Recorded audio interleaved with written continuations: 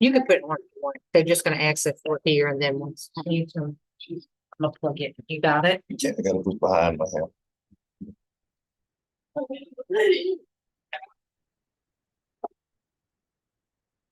Oh, my water closet.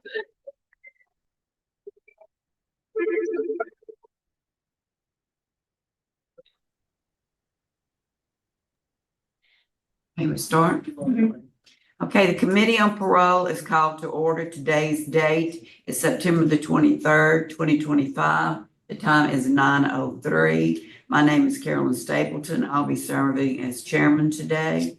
My colleagues on today's panel are Ms. Ledoux, Ms. Jerry Ledoux, and Mr. Steve Prater. The panel today is at, well, do I say the panel today is at DOC headquarters in Baton Rouge, Louisiana? Headquarters staff, please introduce yourself for the record. Jasmine? Jalen? Sherelle. Carla Williams. Okay. Mr. Brumfield, you are housed at St. Charles Parish Jail with the staff at that location. Please introduce yourself. Do you have anybody in the room with you? Yes, Lieutenant Kimberly Ball. Okay. All right, Mr. Brumfield, for the record, would you please introduce yourself with your full name and state your DOC number? Tony Brumfield, my DOC number is 478003. Okay. Do you have a questionnaire in front of you that you filled out? Yes, I do. Yes, you do? Okay, according to this questionnaire, you're not eligible for appointed counsel. You understand that, correct? I understand. Okay, and you do not have counsel with you today? I don't. Okay. I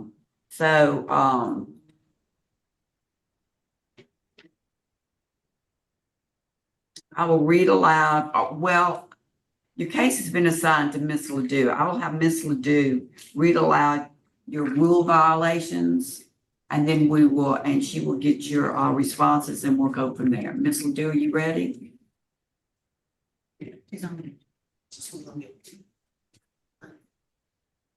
Mr. Brumfield, you've been charged with violating conditions number 4, 5, and 10 of your parole. I'm going to read those, and I need a plea of guilty, not guilty, or guilty with a statement. On rule number 4, it's alleged that you violated this condition when you were arrested on 9/2/22 by Harahan Police and charged with the intent to produce, manufacture, and distribute. I'll read all of these: cocaine, coca leaves, or derivatives, 4 counts of intent to produce, manufacture, or distribute amphetamines, intent to distribute, produce, manufacture, or distribute oxycodone, possession of Schedule 1, possession of marijuana, possession with the intent to distribute clonazepam, illegal carrying of a weapon, possession of a firearm with an obliterated number, and illegal possession of a stolen firearm. These charges have been taken up by the federal court, and you are currently in the custody of the U.S. Marshals. How do you plead on that? I would like to plead not guilty. On allegation of number 5, it's alleged that you violated your condition when arrested and charged with the illegal carrying of a weapon, possession of a firearm with obliterated numbers or marks, and illegal possession of a stolen firearm. How do you plead? Also not guilty. Okay. And number 10, it's alleged that you have failed to provide proof of payments since you were put on supervision. How do you plead to that? That one will be guilty with a statement. Okay, I'll entertain that statement at this time. Okay, I was in constant communication with my parole officer. Her name was Heather Pennington. I came home, I got a job, got another job, an even better job. I began driving trucks. I just started taking care of some of the most important things first, like getting a car and getting a place to stay. Unfortunately, shortly after, I lost my job because of an occurrence with my eyes. My eyesight got bad. I couldn't drive trucks for a while, and I just started taking side jobs in the process. But I was in constant communication with my parole officer, and I told him as soon as I got steady income, I would begin to, chip away at those payments. Unfortunately, this occurred the incident with the drugs and whatnot occurred before that could ever take place. Okay, so that doesn't change the fact that you're $2,142 in arrears, right? That's right. Okay. It doesn't. So, Mr. Brumfield, you're a 6th felony offender. So being on supervision, how many times have you actually been on supervision? I, it's as sad as it is to say, I've lost count. I don't know. Okay, and has a trial date been set for this matter? There has not been one. There's certain things that we're currently still trying to litigate. That's some of the things I actually wanted to discuss today.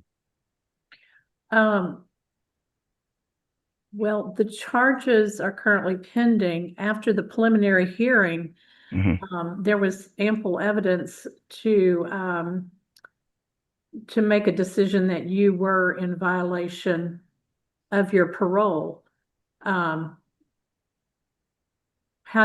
Speak on your behalf in that matter.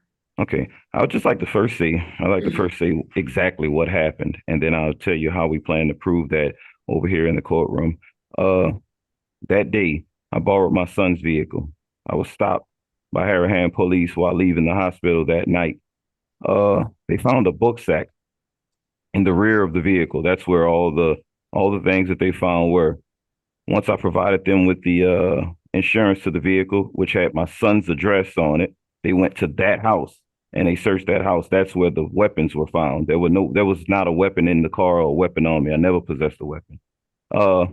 My son was at that house. They charged my son. My son was 19 at the time. He's pled guilty and actually served time for these charges.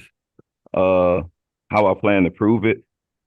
There's video footage of me taking a lift to my son's house that day, borrowing his car, showing that I stopped shortly after. There's also proof that I didn't live there. There's also camera footage in my neighborhood where I actually live, showing that I left my house that day, that I live there, that I received mail there. I have a room there, that I didn't live at the house where things were found. That's my son's house. He's accepted responsibility. There's also an affidavit from him stating everything that I'm stating here. And this is actually how I plan to prove this in the courtroom as well. I should make note that you were under surveillance already by the marshals. Yes. So there's reason to believe that you were involved in illegal conduct, and it's very common that people have one address, all their stuff's at that address, they That's get correct. mail at that address, but their head is laid down at another place every night. That's why I said I plan to provide the video footage of my own to show that Yeah, that wasn't the case. Yeah, I don't have that video evidence, and the evidence that I've been presented gives me cause to believe that that you have violated your conditions. Would my colleagues have any questions of this offender? I don't have any. Okay. Is there anyone speaking? I don't know who his visitors, or does he have anyone? He doesn't have. Okay. I have the arrest report. And I have all of your notes from the parole supervision. Mr. Brumfield, at this time, my vote is going to be to revoke your parole based on the preponderance of evidence that you violated the conditions of your supervision. Mr. Prater? I concur. Same reasons. And I concur also for the same reasons.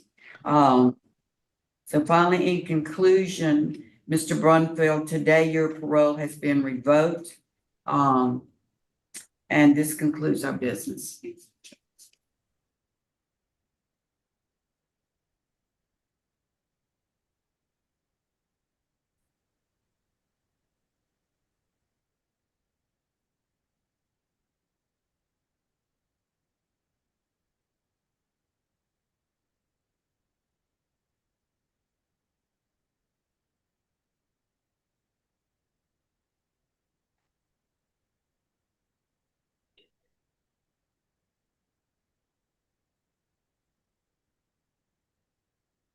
You can come in now. We just finished that one.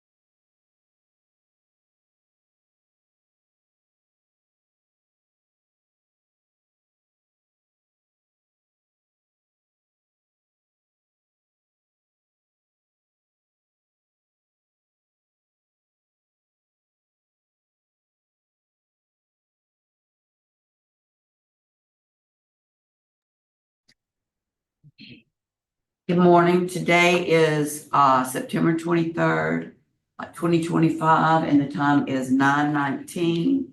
And we are at BOSSIER Parish Maximum Security Facility. My name is Carolyn Stapleton. I'll be chairing the panel today. My colleagues are remote on Zoom, and they're Ms. Jerry Ledoux and Mr. Steve Freeman. The panel is at headquarters today, where I'm at. And headquarters staff, will you please, no, we only do that first, okay. All right. So let's see, Mr. Guthrie, will you please introduce yourself and with your DOC number for the record, please? Oh, you're on mute, sir.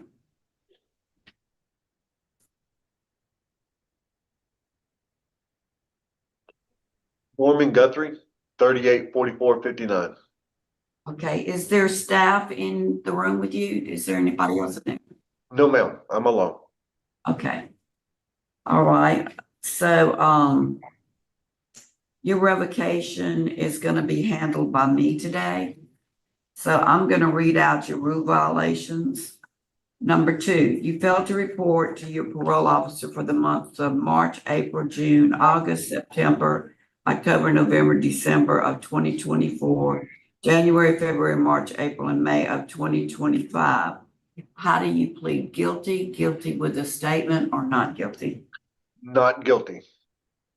Okay, and is that gonna be with a statement later? Yes, ma'am. Okay. Okay.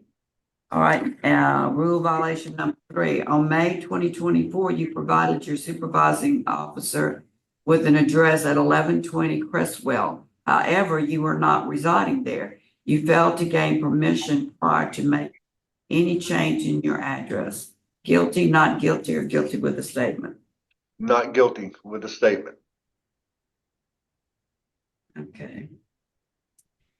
You committed the offense of theft of a motor vehicle fuel, which is a misdemeanor, for which you were arrested by the BOSSIER Parish Sheriff's Office on or about 3/30/2024 or 5/6/2024. You pled guilty to the theft under $300 in BOSSIER number 251095 and was sentenced to time served. That's correct? That is correct, but that charge, it was before I was even on parole. It was things from, yes. Okay. I'll write that down. Yes. Okay, you failed to obtain employment or provide any proof of attempting to do so. That's rule violation number 6. I'm disabled.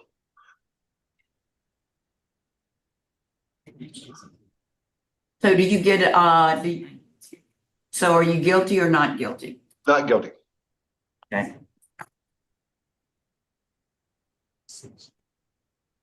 Okay, and, number 9, rule violation number 9, resident visits were made impossible as you absconded supervision, making your whereabouts unknown. Not guilty. Okay. And you failed to pay supervision fees as instructed and you are currently $1,890 in arrears. Not guilty. Okay. All right. So I'm going to read here what was found concerning those at the preliminary hearing and the reason that you were brought in. Yes, ma'am. It is the finding of the hearing officer that probable cause does exist to believe that Norman Guthrie violated the conditions of supervision based upon the testimony of his current parole officer and statements made by Mr. Norman. On probation condition number 2, probable cause was found. Even allowing time in Arkansas, he still did not report to his parole officer since August of 2024. Condition number 3, probable cause was found. Norman admitted to not reporting to his parole officers or his whereabouts and then said he was sending text messages and emails, but admitted he never had gotten any reply. He also admitted to reporting to the district office to fill out the change of address.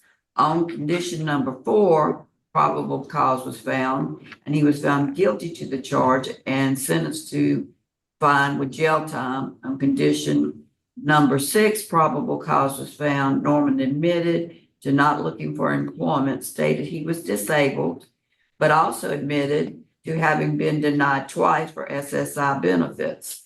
On condition number 9, probable cause was found. He failed to report to Shreveport District Office and submit his monthly supervision report of his whereabouts.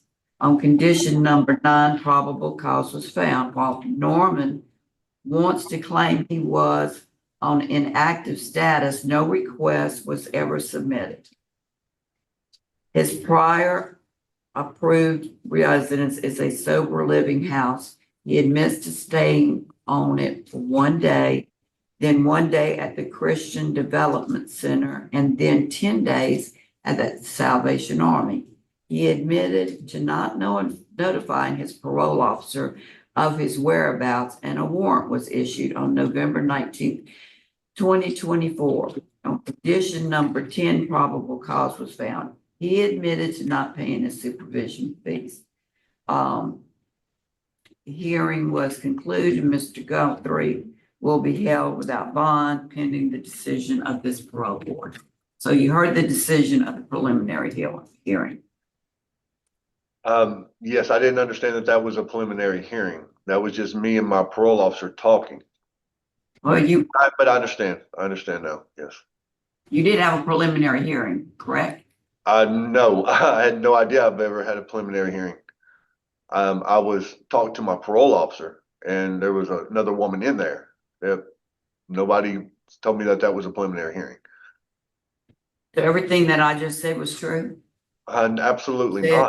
not, not even remotely close.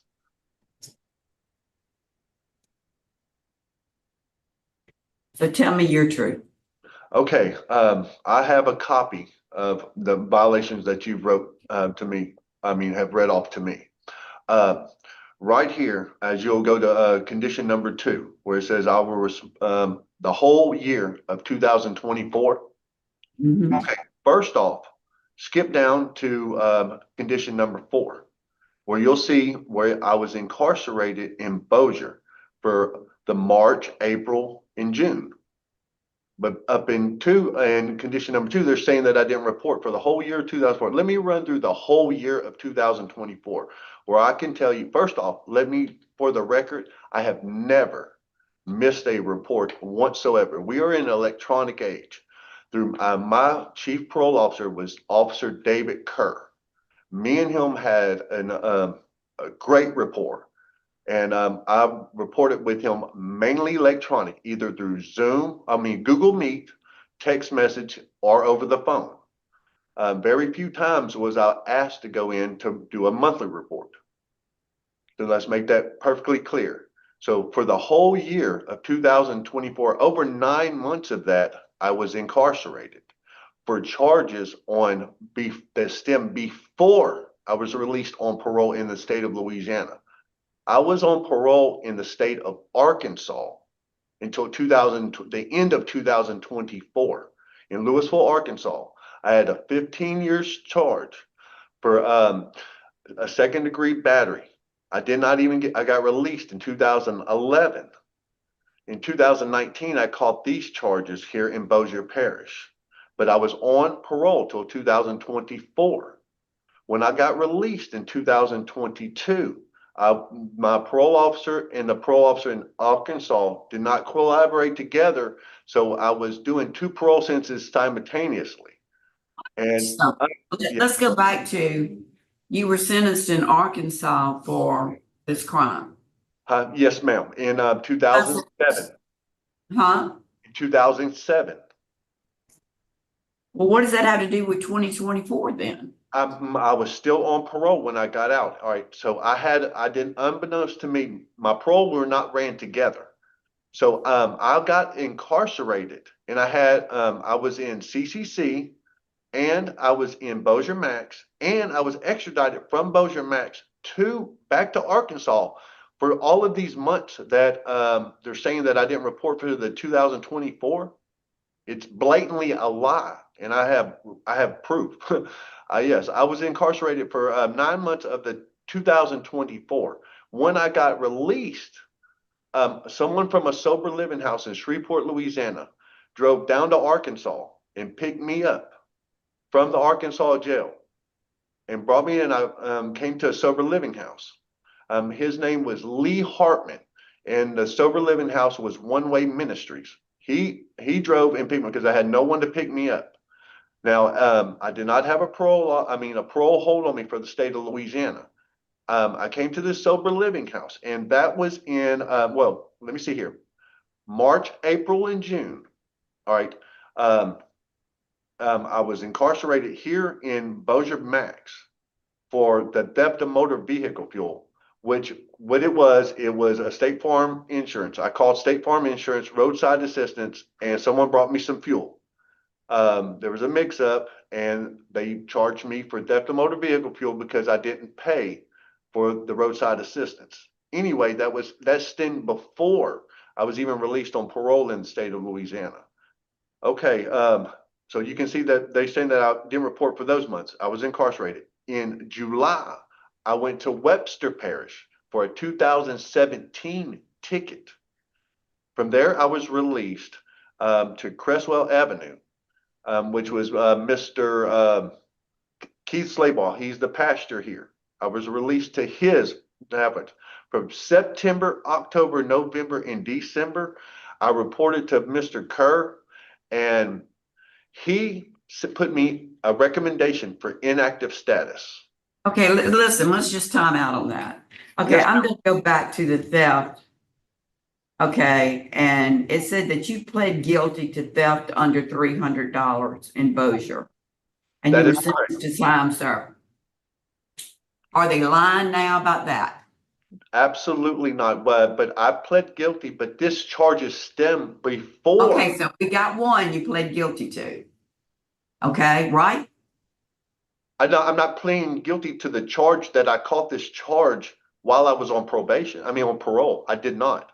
This Well, charge seems from 2017. Guilty? I'm not gonna go any further with this. This is just round robin, really. All right, so it's got here that you pled guilty to theft under $300, Bossier City, and number 251095, and you were sentenced to time served, and that's number 4. You committed the offense of theft of motor vehicle fuel. You're saying, the insurance company brought it to you, and somehow or another you got charged with that. I don't know. I don't see how that's even possible. But you did plead guilty, so you're saying today you're not guilty, but you pled guilty and you got sentenced to it. It has absolutely nothing to do with my parole. It was before I was even put Has on. everything to do with your parole because you're not supposed to break the law while you're on parole. I wasn't on parole in the state of Louisiana, Mel. When this charge was arrested, I had a detainer on me for years. I've been incarcerated. When I got out, my parole officer didn't know about it, and so I got arrested. And when I I'm pled going guilty, to executive session. Do I have a second? Okay, we're going to go into executive session to discuss confidential matters. And the time is 9:32. yes, because I didn't get arrested for this charge while I was on parole. Yes, You gonna do? yes. Yeah. Yes. Thank you. Yes.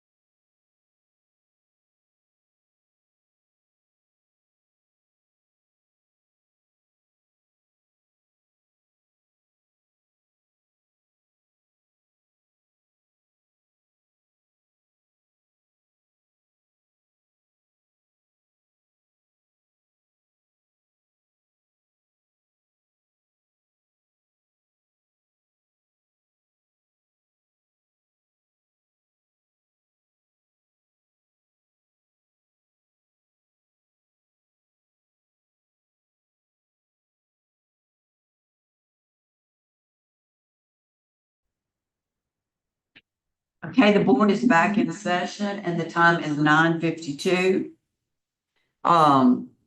We're gonna continue, this hearing at a later date because we're gonna send it back to the officer, the report back to the officer for further clarification. And that concludes this hearing at, Bossier Maximum. Miss Carolyn, excuse me, I'm sorry, yes. Madam Chairman, do we need a vote on that? Do So it. you vote to continue, you need. Okay, I'm voting to continue, and yes, we do need to vote. I'm sorry. Okay, Mr. that's, I concur. Vote to continue. My All vote right. is also to continue this case, for clarification. How long will it be continued? I don't know. You will be notified. And also not a motion. And we're logging out at Bossier, and the time is 9:53.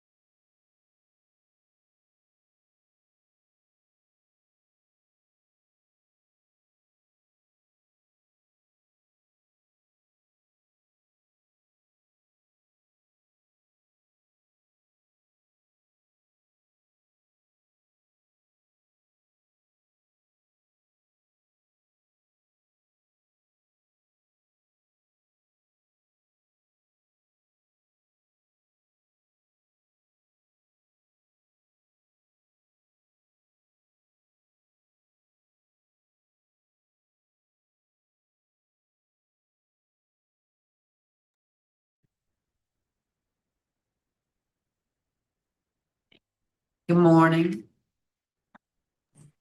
Good morning. Morning.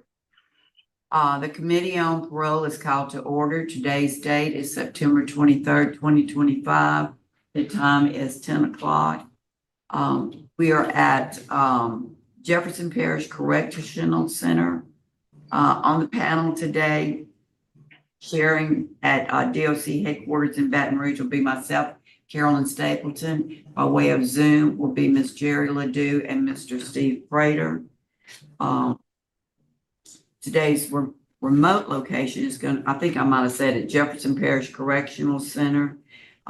Is there any, I see the staff in the room. Would you please introduce yourself, sir? Yes, ma'am. Deputy Landry with the Okay, Jefferson Parish Sheriff's Office. Okay, thank you, Deputy Landry. Okay, and then Mr. Jenkins, will you please introduce yourself, your full name and your DOC number for the record, please? Yes, ma'am. My name Brandon Jenkins, DOC number 778-280. Okay, Mr. Jenkins, do you have our the parole revocation questionnaire in front of you? Yes, ma'am. Okay, it says according to this, you're not going to be eligible for appointed counsel. You're aware, right? Yes, ma'am. Okay, all right, so we'll move on from that. Let's see. The person who is going to have your case today is Mr. Prater. He is going to read your revocation violations. Mr. Prater? Jenkins, Good morning. okay, you were, all we're gonna deal with today is condition number 4. There wasn't any probable cause found on condition number 3. Condition number 4 is all we're dealing with now. So when I read this or talk to you about this, that's what we're talking about. I need to know if you are going to plead guilty or not guilty. Supposedly in October of 24, you hit this lady in the eye, you whipped her with a phone cord, and you spit on her, according to what she told responding officers and according to what she told your parole officer. What is your plea to that? Did you do that? No, sir. I plead not guilty. Okay. Could you, is that not guilty with a statement? Or do you want to talk about that? Yes, sir. The day that happened, she went through my phone and she woke me up out of my sleep screaming because I had cheated on her and she was cursing and telling me to get out of the house. And she got a card with my parole officer name on it, and she called my parole officer and said that I hit her. So I got a call from my parole officer. He told me that I had to change my address or whatever. So I went to my auntie house and changed my address and was notified that a police report was written on me. Okay. So you're saying it didn't happen, but she just lied on you, huh? Yes, sir. Okay, well that's she still maintains it happened. And the charge was that there were your two kids were in the house also. Yes. Were they there when this happened? We all live with each other. Okay. How long had you been on parole? I've been on parole for about a year. How long had you been on parole when this is supposed to have happened? I believe for about 5 months. Okay. All right. Let's see. Officers observed the injuries and they photographed them. What do you think about that? How'd she get the injuries? I don't have no idea. I ain't had no idea that she had injuries. When I seen her, she didn't have no injuries. Fair. So when you didn't get arrested until let's see, July of 2025. You got arrested some 9 months later. Is that correct? Yes, sir. Okay. Why did it take that long to arrest you? Do you have any idea? Yeah, because my parole officer told me, he told me that a police report was written on me, but I didn't know that I had a warrant out for my arrest. Between working, I work also on a boat, so I'll be on a boat, coming home and working on a boat back and forth. Okay, so So you just weren't available to be arrested, is that correct? Yes, sir. Okay. All right. How do you think she got these injuries? I have no idea, sir. Okay. All right. She still maintains it happened. Did you know that? No, I didn't. I had no idea of that because we still together to this day. I talk on the phone. We get along. So I had no idea that she was saying that still happened. Okay. All right. I don't have any other questions. Ms. Ledoux, do you have any questions? Yes, so at the time that this occurred, were you given a warning about staying away from her because of the violence? Yes, sir. My parole officer said that I had to change my address and stay away from her until further notice. And did you do that? Yes, sir. I mean, yes, ma'am. But you just told Mr. Prater that's where you lived when you came home from being offshore. No, I said that's where I live. No, I never said that. I said I lived there when I came home from jail, but me and my kids, we lived together. But when that happened, he told me to change my address, so I went lived in my AT house. Yeah, but your address and where you stay are two different things.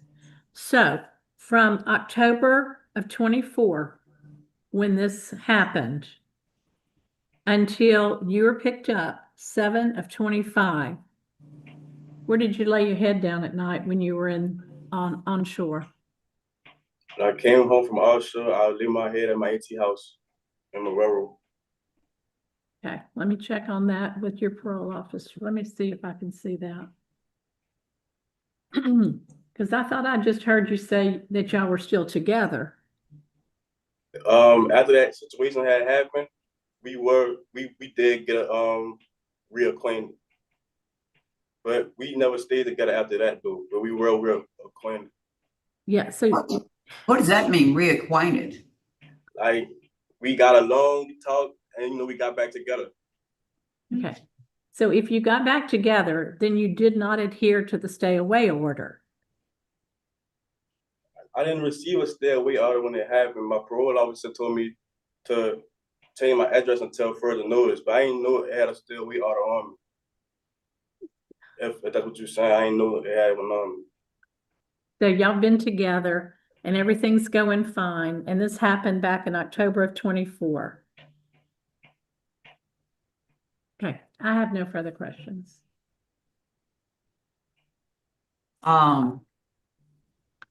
Is the panel ready to vote? Yes, ma'am, I am. Okay. Mr. Prater, what, I believe that you have violated condition number 4 in the fact that this lady was beat up on this domestic violence thing. She had injuries to her. They took pictures of the injuries. Can't figure out why it happened. She still maintains it occurred, but she says it was so long ago she wants to drop charges against you, but that doesn't make any difference. It happened while you were on parole. My vote is to violate your condition, violate your parole because of a violation of condition 4. Ms. Ledoux? My vote would be to do not revoke, but to require you to take domestic abuse battery classes. And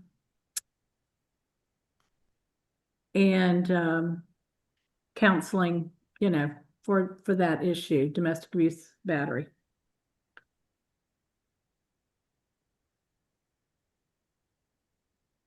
My vote. Do you know where you would take domestic violence classes at? Where No, you're ma'am. at? No, ma'am. I would have to do my research and find out. Your PNP officer would tell you. That's who would tell you. You're okay. So I'm going to today do a do not revoke also, but with the conditions that you do attend a domestic violence offense program. Yes, ma'am.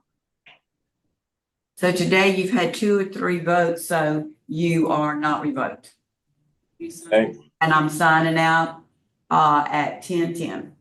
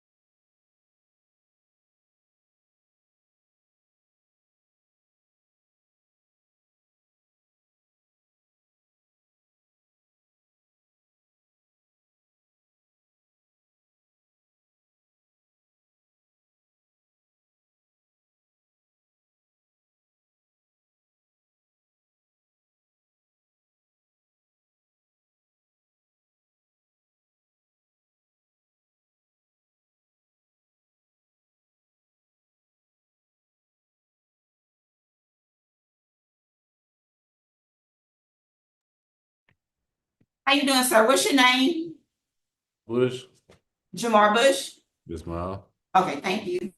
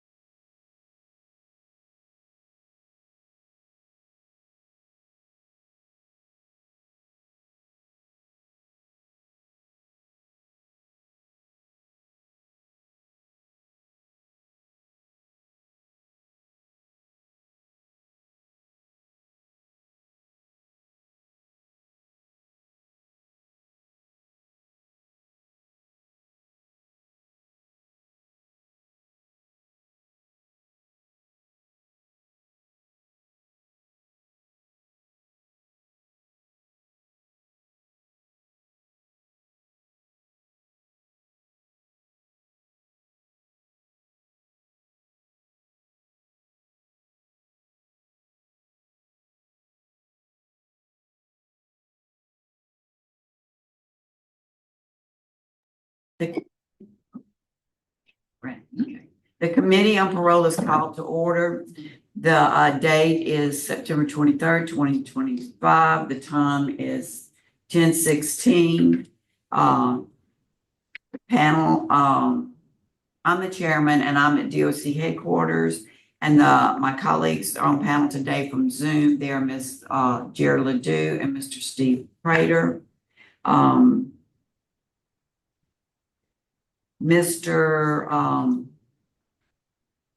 Mr. Bush, will you please introduce yourself and give your DOC number for the record, please? Jamar Bush, 532311. Okay, is there any staff in there? Yes, ma'am. Can the staff please introduce themselves for the record, please? Deputy Briscoe, criminal records. Okay, and y'all's location is the Allen Parish Jail, Yes. correct? Yes. Okay. Okay,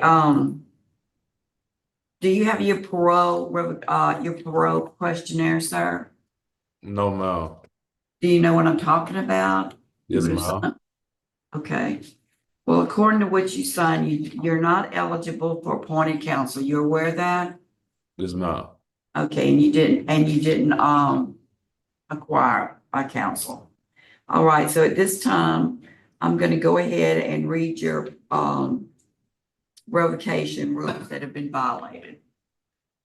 Number 3, and you will give me guilty, not guilty, with a statement. Okay? Yes, ma'am.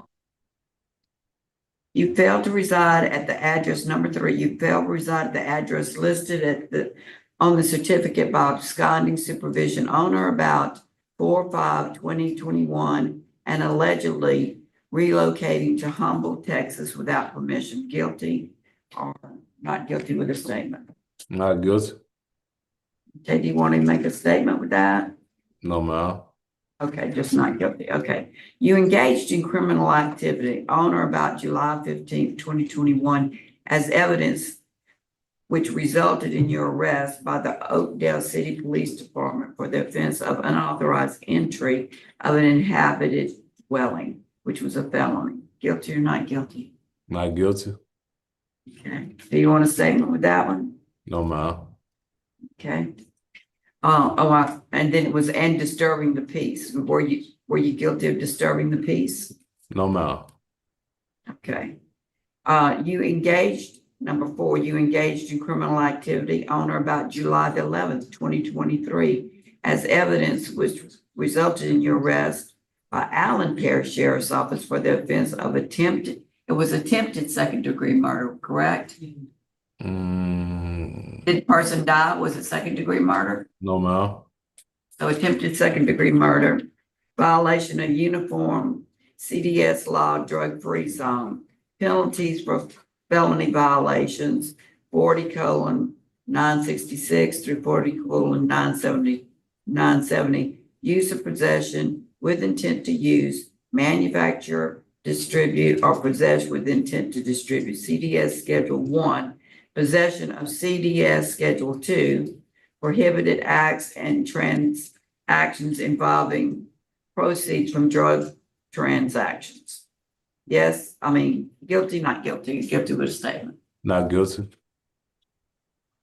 Okay.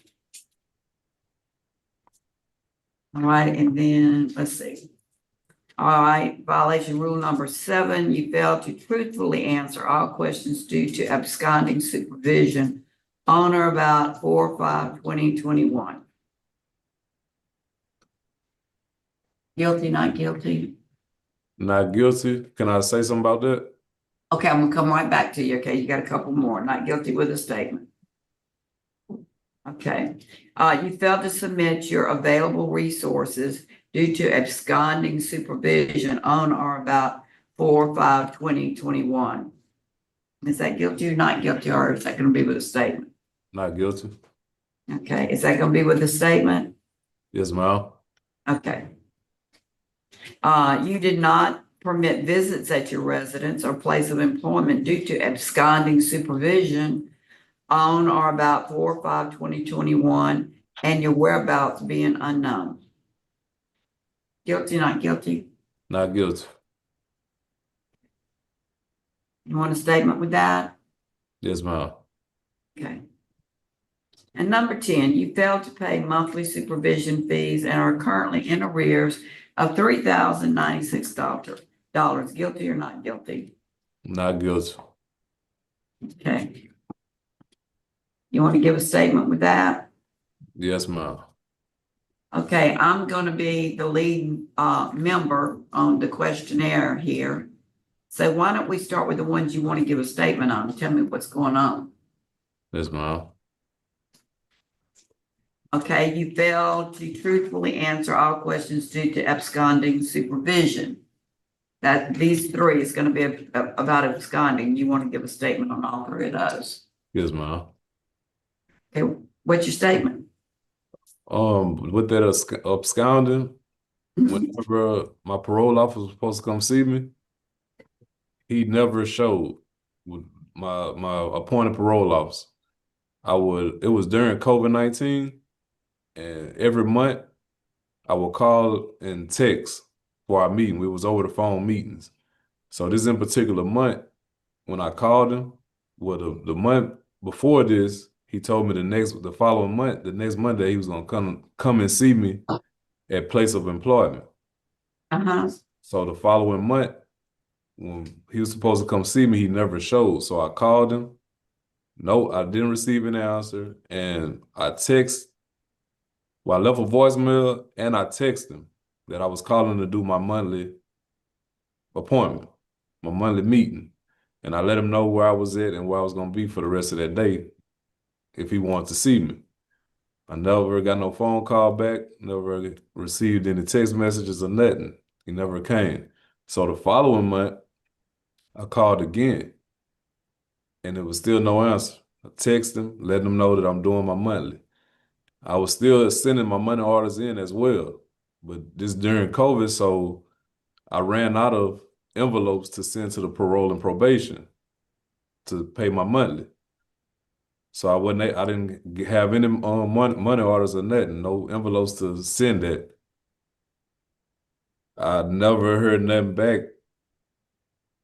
And again, this is during COVID, so it's like I couldn't go to the police station. I couldn't go to the parole office or nothing because everything was closed. We was doing everything over the phone. And I just never heard nothing back. And prior to that, when I did this for like 6 months. I was released from jail in 2018. Okay. They say 2021 they stopped hearing from me.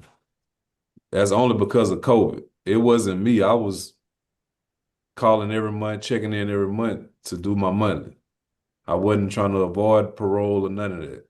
I was paid up, all that. Whenever I was calling them, doing my phone interviews during COVID, the parole officer even made a statement that people don't even check in. Like he really don't even do. He feel like he didn't have a job because it was pointless to report because there wasn't nothing they can do. But I still was doing my part on checking in with him every month. So fast forward to January, I come to jail on the attempted murder. And the parole officer come see me and she was like, I had a warrant for my parole, which I didn't know nothing about because I was going to court and I done been pulled over by the police before as well. And I never knew anything about no warrant, a parole warrant. If I would have known anything about that, I would have took care of that. But I never knew nothing about it. And that was I done been pulled over in 22. I done came to jail in 22. I never heard nothing about no warrant until I come to jail in 23 for a parole warrant. Okay, so you were working during that time, is what you said. Yes, Right. ma'am. Yes, ma'am. So And going to school. I'm curious, when you went to work, why couldn't you stop by somewhere and pick up some envelopes? Because it was I don't have, the parole and probation, the one that goes straight to the office, those envelopes. oh, a special envelope. Yes, ma'am. Okay, all right, so you were saying that. Now let me ask you about your arrest for attempted murder. Pled not guilty to that. What's going on with that one? That's just a case, an ongoing case I still have going on. So this is what I've got in the summary about that case. Your arrest, you were in a drug-free zone. That a witness reported that Bush walked onto the roadway, pulled a handgun, fired 3 times at Richard striking him once under his left arm. 3 9mm shell casings were found at the scene. Richard was able to tell MedExpress employees that Jamar Bush was the one who shot him. Witness at the scene corroborated the story. A search warrant was obtained for your property that you were renting at the time in Oakdale. And inside the residence, they found 9mm rounds, 307.1 grams of marijuana, 20 prednisone pills, 20 loose amoxicillin pills, 1 Adderall, promethazine, drug paraphernalia. Bush's wallet contained his Louisiana's driver's license, so that was you. Bush was located at a later date and arrested for the above listed charges, but declined to make a statement or provide any evidence on this violation. Probable cause is found on this violation. So that's where we're at on that one. I'm not guilty of none of that, man. Okay. Let's see. Then there's the other one. You engaged in criminal activity on July 15th, 2021. This involved children, that you picked up a 5-year-old son while he was at home, and it was in the care of Hawkins' 14-year-old daughter. Agent Stephen questioned Bush as to why he would need permission to see his child or enter the residence if he was living there. Bush said he had been staying at a hotel a few nights due to fighting with Hawkins. What about that one? Yeah, she gave me permission to pick my son up, but prior to her telling me that, we had got into an argument at Walmart. Right. We didn't get into an argument. She was trying to argue, and that wasn't what I was trying to do. I was just trying to get my son. But prior to that, she said that I can get him. So when she went to try to argue, I just left it alone and just proceeded to go get my son. But she was mad because I didn't argue with her. So once she realized that I had my son, she called the police on me. And I mean, again, I stayed there, so I didn't feel like, I don't see how they could charge me with inhabit dwelling, because this is where I stay. And this is my son. And I had permission, which, I mean, I don't see why I needed to have permission to get my son. But she gave me permission. She just was mad because I wouldn't argue with her.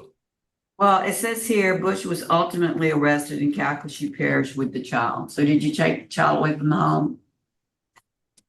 He was with me. I didn't was- take him. I asked him, did he want to come with me? And he said, yeah. And where were you at? What you mean? I mean, it says you were ultimately arrested in Calcasieu Parish with the Yeah, child. we was at the mall. I took my kids to the mall. Okay. And you were arrested. Yes, ma'am. Okay. All right. And so probable cause for violation was found on that one. And then you failed to reside at the address listed and you absconded. What do you have to say about that one? Not guilty. What's your statement? Not guilty. That's what my parole officer was supposed to came and followed up on me with that following month, but he didn't show up. Like, I didn't hear nothing from him for him to put that down on my file. So that's why he supposed to came to my place of employment. I was working with my brother-in-law at a mechanic shop. I was working at the Dollar Tree, and I was going to school at Sewell. I gave him all three of those places of where I be at. But I specifically told him I would be at my brother-in-law's mechanic shop because he supposed to came at like 10 o'clock. So I told him that's where I'd be at. Okay, does any of my other board members have questions? I do not. I would just note that, Mr. Bush, you're a fourth felony offender. You have been on supervision previously, and you know the rules, and there are multiple areas that I see you violated. Okay. At this time, are we prepared to vote? Yes. Okay. Mr. Bush, based upon the information that I've read through the preliminary film hearing, and you do have arrest, I find you in violation of number 3, 4, 7, 8, 9, and 10. And Ms. Ledoux. My vote is to revoke parole based on non-compliance. Okay. Mr. Prater. I concur with the rule violations that you stated. Revoke. Okay. Okay, so at this time, Mr. Bush, your parole has been revoked, and the time is 10:32. Decision of the parole board. So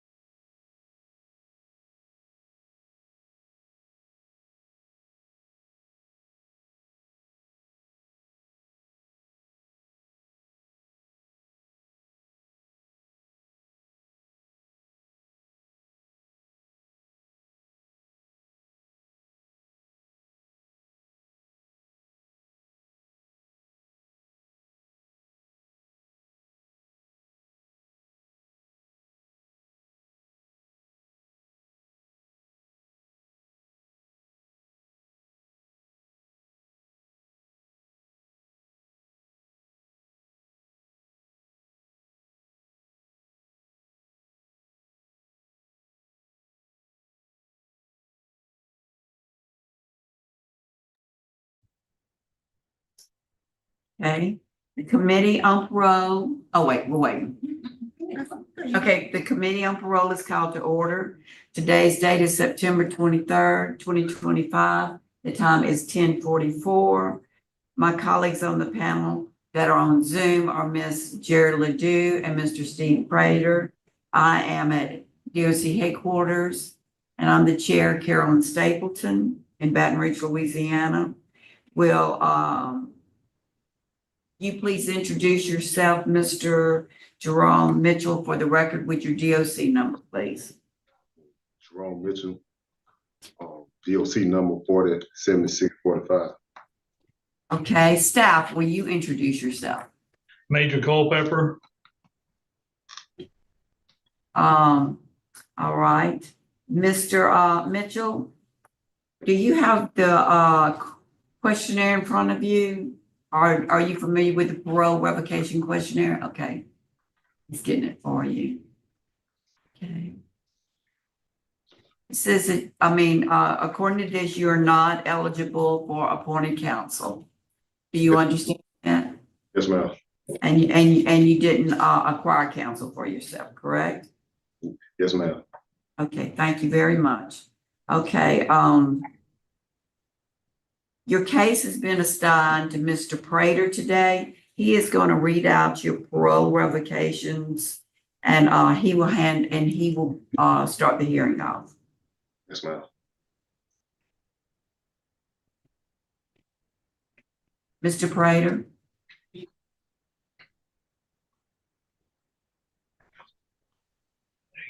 Okay, Mr. Mitchell, how are you today? I'm doing all right, Mr. Prater. Okay, really, we'll simplify this pretty quickly. You're charged with violating two rules that you agreed to before you got out of jail. One is that you'll stay away from any kind of criminal conduct. That's called rule number 4 or condition number 4. And the other one is condition number 10, which says that you'll pay all the fees that you're supposed to be paying. Okay, you had a preliminary hearing, and in these two conditions, 4 and 10, your parole officer found that there was probable cause to believe that you violated both of those. So I'm going to ask you about each one of them, and we'll go through them one at a time. Rule number 4, it says that you were arrested on 5/21 of 2025, a few months ago, with 2 counts of simple battery. You then pled guilty to 2 counts of disturbing the peace on 8/20 of 25. So they reduced the charges from simple battery to disturbing the peace. Do you plead guilty or not guilty to that? I plead guilty, to the disturbing the peace.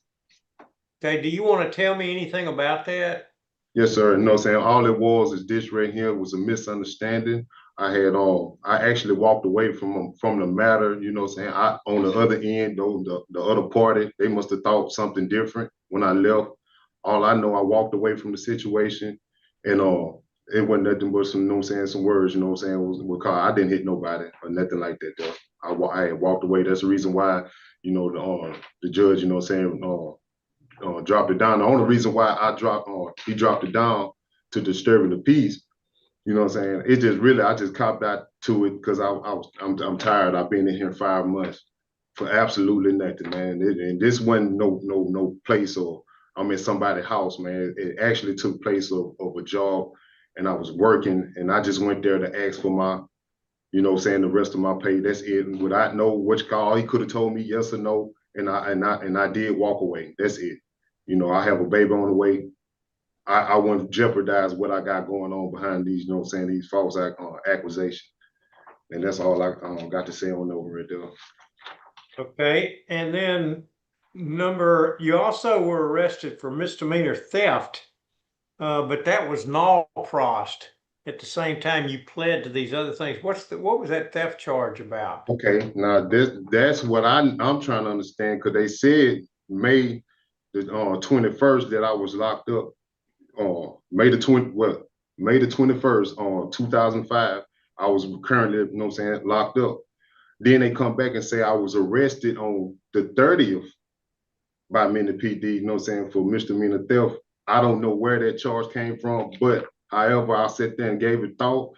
I had some of these problems before, for as paying my parole fees and getting my driver license. There is another Jerome Mitchell. They got us, mixed up because I had to pay a lot of, traffic tickets behind this guy, man. That's the reason why I'm in the reels now trying to pay, these traffic tickets when I had got out in January the 27th of 2023.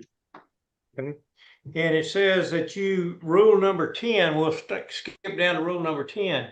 It says that you owe $1,527. Yes, sir. Why? Is that true or not? No, well, thing is about that, I had let my parole officer know. I was reporting every month. I let him know, my situation. He, because I had all this stuff against me when I had got out of prison of 2023 on the 27th. I had all these warrants that I didn't know about. They were misdemeanors that I had to pay. And I was telling him I had nothing but a little furniture store job. I had to pay this right here, then I had to pay, but I reported every month and let him know, and that I was gonna catch up with that my parole fee. Okay. All right. I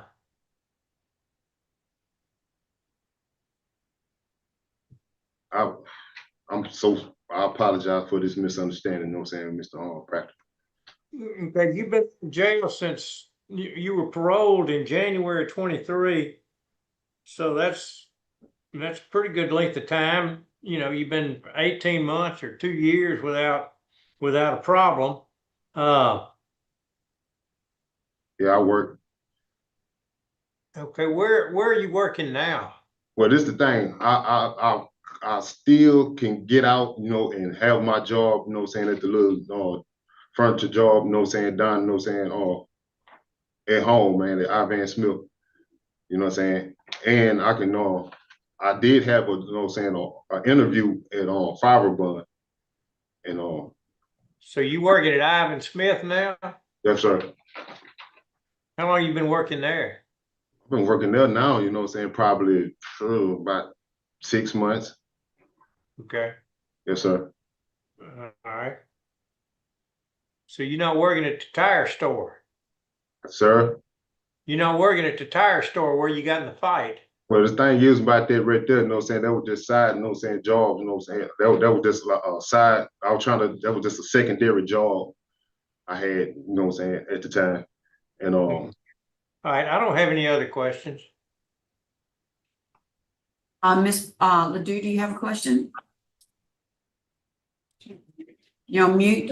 I would like to point out that on that theft charge, it was actually committed May 14th, which was prior to the May 22nd detention by law enforcement.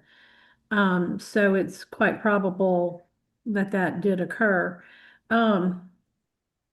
EMS was called out to check on the man that you hit. You claim in self-defense, but he's the one that had injuries from that altercation. And you do now have a protective order to stay away from those two individuals. Mr. Mitchell, you're a 5th felony offender? yes, ma'am, I think. Yes, ma'am. Okay, so this isn't your first time on supervision, is it? No, ma'am. So the reason I bring that up is that you know what you're supposed to do to stay out, right? Well, that matter there, ma'am, to be honest with you. Yes, ma'am, I do know. But thing is this right here, when I went there, I ain't went there, with the intent or being, all I did was ask, hey, could I, get, could I get the rest of my, money or my paycheck, if you don't mind? That's the only thing I asked the guy. And who would have knew? This a job, what we talking about now. This ain't, if you work for hard, you will want your check, or anybody else will want their check. And I just asked for it, and the man didn't even pay me for my labor. You know what I'm saying? He had cop the attitude. Who would have knew? And I did walk away. So yeah, I'm not guilty in no shape, form, or fashion, man. I walked away, you know what I'm saying? And because Okay. honestly, if I would have, you know what I'm saying, proceeded and, you know what I'm saying, doing anything, it would have been way worse than, you know what I'm saying, that right there, what they saying I did, I falsely did. Okay. I'm not by no trouble, man. I got a family. I'm trying to feed mobs. I got a dog. I'm doing the best I can. I work every day. Yes, ma'am.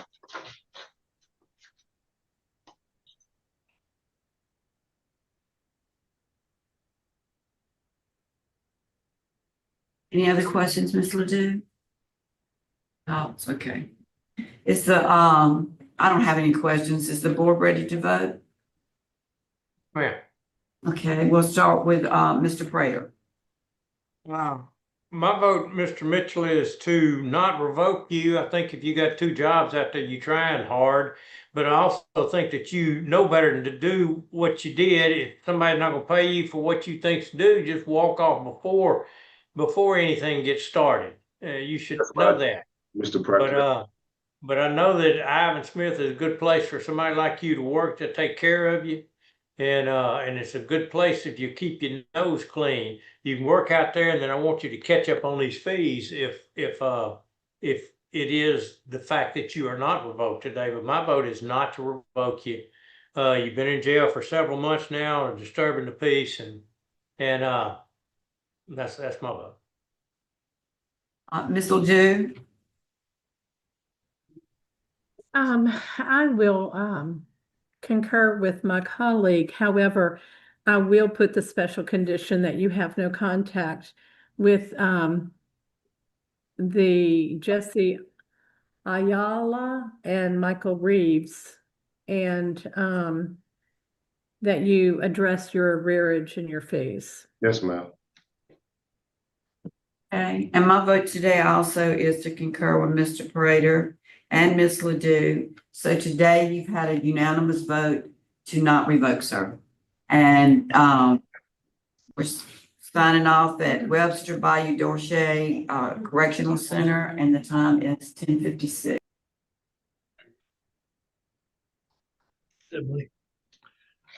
Get out. Okay.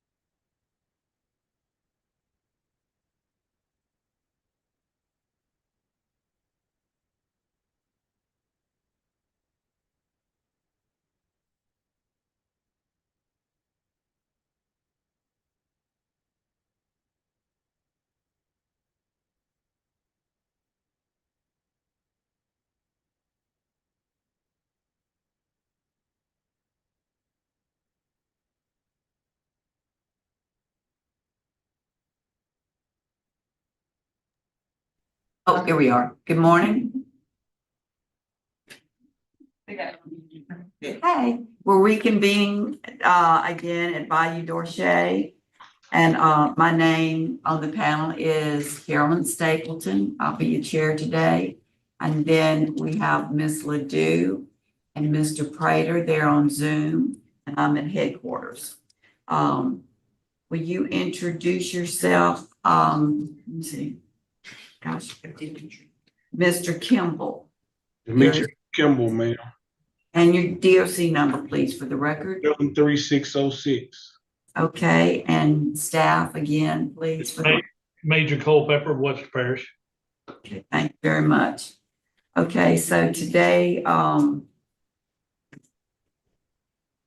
we're gonna have, Mr. Prater has your case, so he's gonna read the revocation charges. The parole charges, I'm sorry, parole. First, I'm gonna go over some information that, you are a fourth class offender, and your offense is distribution of cocaine and distribution of of synthetic marijuana, 2 counts, is that correct? Yes, ma'am, that's correct. Okay, your sentencing date was 12/11/12/13, and you were revoked on 11/1/2021. And then you have another one of 5/13/2022, is that correct? Yes, ma'am. Okay, your parole date is December 21, 2025. Your good time date is August 22nd, 2027. And your full term date is July 2nd, 2038. Is that correct? Yes, ma'am. Okay, at this time, let me see, it says here also, I need to say this, sentencing 20 years hard labor, 5 years hard labor, each count to run concurrent with each other, but consecutively with any other sentence. Is that correct? Yes, ma'am. Okay. At this time, I'm going to turn over the questioning to Mr. Prater. He will take the lead. Mr. Kimble, how are you? I'm fine, sir. Okay. Tell me why we should give you a break. You're a fourth felony offender. You've been convicted 4 times on felonies. You've had, I think, 4 revocations when you have been paroled. Is that correct? Yes, sir. Well, how come this is going to be different? Tell me, you got to convince me, and this is an uphill battle for you because you're going to get out at 27 anyway, but you've had a number of chances. We believe in second and third chances. You're asking for a 5th chance. What's the deal here? Well, sir, as you can see, I had a problem with dealing drugs, but I'm not the same person no more, sir. Okay. I walked in this door 47 months ago. Yes, sir. Well, that's believe it or not, we hear that quite often, that you're not the same person. But it takes more than words to tell me give me some reasons why, what's different. Well, sir, I never really had a job. I had opportunity to be on work release for 23 months in the TWC program. And I spent 17 months working as a trustee. I now have the work ethic, something I never had, sir. Okay. And I'm employed right now. Okay. And where are you working? I work for the town assembly for the mayor. Okay, are you gonna keep working there when you get out? No, sir. I'm well, I have a child with a girl that have her own trucking company, and I have experience on doing working on trucks, tuning them up and stuff, and she was gonna give me a job helping her out. Okay. Well, tell me about you got out, well, you were revoked in 21, and then you got out. Is that correct? Yes, sir. And then you got charged again with drugs in 22. Is that correct? Yes, sir. Okay, what'd you do in 22 that was so bad? Tell me about it. Well, actually, I didn't have nowhere to stay. And I was sleeping from pillar to post, sir. And I was trying to find somewhere to stay and I couldn't. So I was doing that to keep food in my stomach and things of that nature. So you were doing what to keep food in your stomach? Dealing drugs. Okay. Okay. How many counts did you have against you? This time, sir? Yeah, sure. This time. 2 for synthetic marijuana.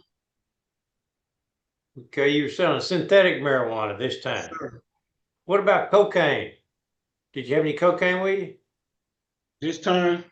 Yes, sir. No, sir. Okay, that was your last time. Yes, sir. Okay. All right. Do you use drugs? I have. Have you had any treatment? Since I've been incarcerated? Yes, sir. No, sir. I only spent 7 months down here waiting to get sentenced. And once I got sentenced, sir, I went up there to the work release program and I've been there ever since, which is 40 months. Okay.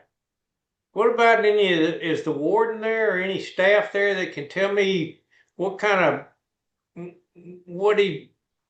me about this fella. You know anything about him? Well, sir, he's a very good worker. He's been a real good trustee. We've not had no write-ups on him. We've, not had no issues out of him since he got sentenced and everything. And how long have you been locked up, Mr. Kimball? 47 months, sir. And your sentence that you got said 5 years. Well, you got 2 counts, 5 years each to run concurrent. Is that right? Yes, sir. So they're gonna run at the same time. So you asking to get out a year early. Is that right? I think it'll be a little over a year, sir. Okay. If I'm not mistaken. Boy, it makes me nervous to give you another shot because you've had so many chances and you screwed up so much. I mean, you got to admit that. I ain't being mean to you. No, I can understand that, sir. I don't take it that way. Okay, good. Because I don't mean it to sound that way, but I would say the same thing to one of my kids, and not talking down to you. I don't mean that at all. Okay, you're a 4th offender, 4 revocations. We got the chiefs of police, the sheriff, the DA, and the AG are all opposed, and you got an extensive arrest record. So I don't know. I want to hear if my colleagues have any questions that might push me over the edge one way or the other, because I'm right on the knife blade on this deal. I don't know. I appreciate how good you're doing now. I appreciate your interview, and I appreciate you, the reputation you have being in work release. That's all I have, Madam Chairman. Okay, thank you very much. Mr. Ledoux, do you have any questions? Well, for clarification purposes, sir, you were actually sentenced to 18 years and you served 5 years and you good timed out and you were out from 18 to 21 and then you committed another crime. Is that correct? Yes, ma'am. So you currently served 9 of your 18 years. Yes, ma'am. That's half your time.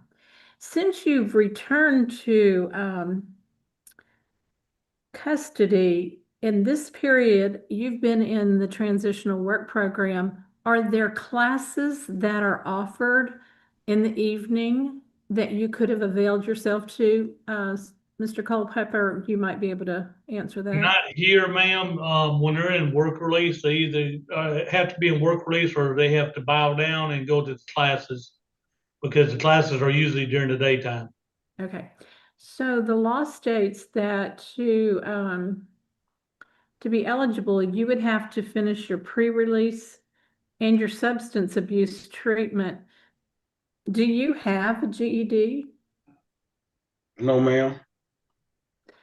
Have you taken any kind of literacy program or skills training? Yes, ma'am. And what kind of skills? Do you have any certifications? What kind of skill training have you done? Forklift. Did you get a certificate for forklift training? No, ma'am. Okay. Okay, those are the only issues that I wanted to go over. Thank you. Yes, ma'am. I don't have any questions. Both of my colleagues have been very thorough on their questioning and their interview. Are we ready to vote? Mr. Prater? Okay. Mr. Kimball, I think you're doing good, and I think you're gonna continue doing good, and I'd like to see you again, but I think you need to stay right where you are in that work release. I just can't see letting you out again. You gotta prove yourself a little more than you have. My vote is to deny. Okay, Ms. Ledoux? You're on mute, ma'am. There are some classes, Mr. Kimball, that you would need to take to be eligible to, for immediate release. And my vote is to deny parole and allow you to either work on those classes and get out earlier, or you can continue on your transitional work program. But my vote is to deny parole. Yes, ma'am. Mr. Kimball, I agree with and concur with both of my colleagues. My vote today is to deny. So today your parole has been denied, and we're going to sign out at BAYOU DORCHEAT, and it's 11:15. Have a good day. All right. Hang on a second. Don't you go nowhere.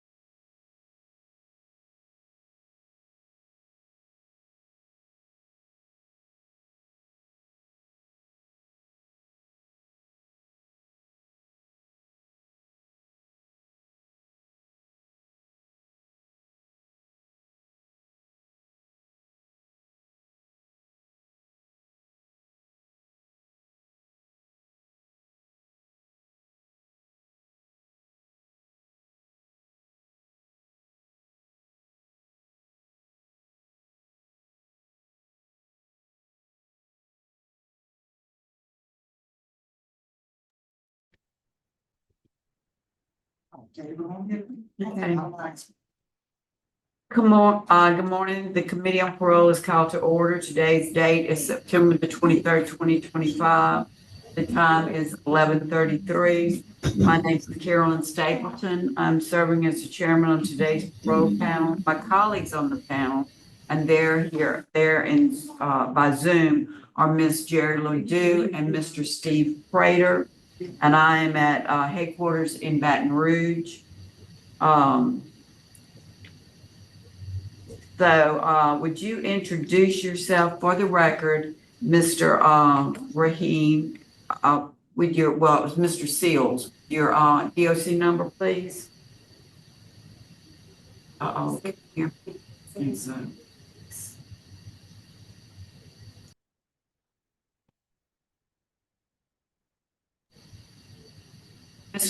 Mr. Seals, can you hear me?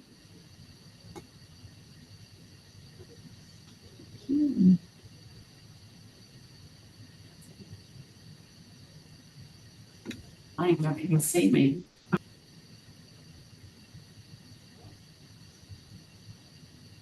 Can you hear me? Yes, ma'am, I can hear you now. Right, so start over again. The Committee on Parole is called to order today. Today's date is September the 23rd, 2025. The time is 11:34. My name is Yes, Carolyn ma'am, I can hear you now. Can you hear me? I can hear you.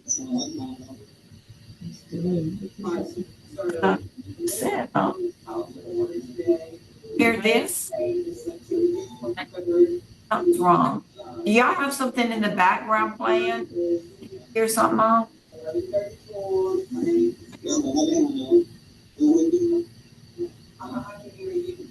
Something is in the background. Can you turn it off? Okay. Now can you hear me? Oh, okay. Now you can see it, talk to me. Okay. The Committee on Parole is called to order. Today's date is September the 23rd, 2025. The time is 11:35. My name is Carolyn Stapleton. I'm the chairman on today's parole panel. My colleagues on the panel today by way of Zoom is Ms. Jerry Ledoux and Mr. Steve Prater. And I'm at DOC headquarters in Baton Rouge. Would you please introduce yourself with your DOC number for the record, sir? Huh? You need to unmute.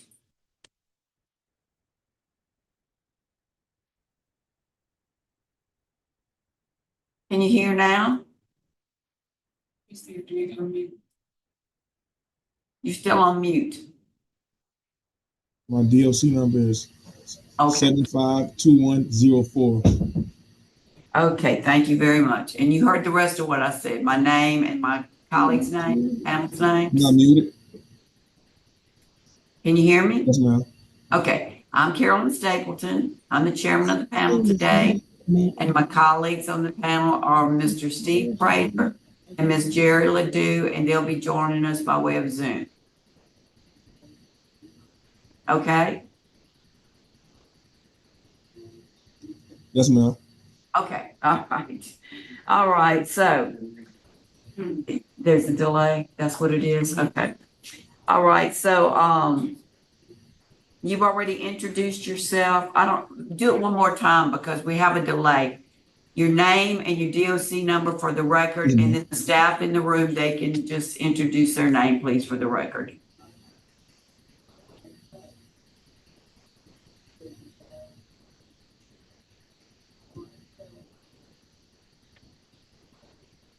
Mr. Seals? Yes, ma'am. Can you give me your name and DOC number for the record, please? Yes, ma'am. My name is Raheem Seals. My DOC number is 752104. Okay, and staff in the room, will you please give your name? Yes, ma'am. The staff. Is there a warden or somebody in the room sitting next to you? Raheem Seals, 752104. Okay, that's okay. So today, Ron Gerald, Captain Ron Gerald. oh, okay, thank you very much. That's what we needed to hear. Okay, I'm gonna Yes, sir. read, Yes, ma'am. this is difficult. Okay, I'm gonna read your information from your master record. And then you're going to let me know that it's okay, correct? All right, so you're a first-class offender.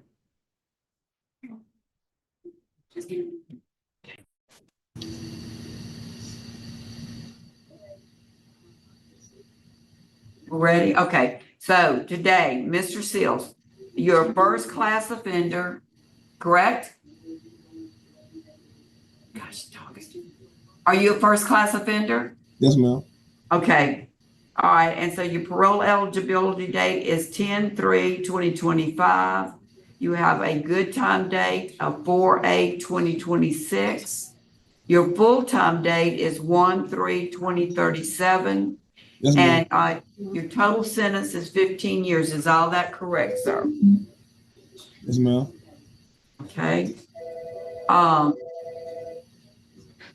Can you please tell us why you are incarcerated and why you should be released early? Please.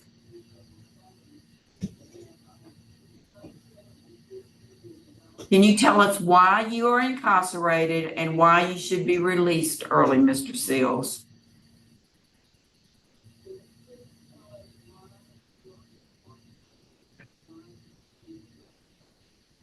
I'm incarcerated because I was doing wrong in the streets, selling drugs. I feel like I should be released because I've been in jail. All right. Yes, ma'am. I'm incarcerated because I broke the law by selling drugs. I feel like I should be released because I've been in jail 4 years with no write-ups. I've been in work release 2.5 years. I got all my good time. I went to the Steve Hall program.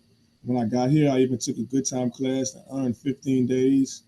I'm a changed person. I'm aware of all the things that I've done. I take accountability for all the things I've done, all the people I hurt, the community that I hurt. I even hurt my family. I even hurt my kids. I have 5 kids, a 13-year-old little boy, a 11-year-old girl, an 8-year-old son, and a 5-year-old son. And I have a 4-year-old autistic son whose mom is raising them by herself. And I would just like to get back to society to show that I'm changed and show all the things that I learned while incarcerated, and just get back to the community and like show that I'm a better person, get back to my family and just strive and do better. Okay. The warden or the staff member, would you like to say anything about Mr. Seals?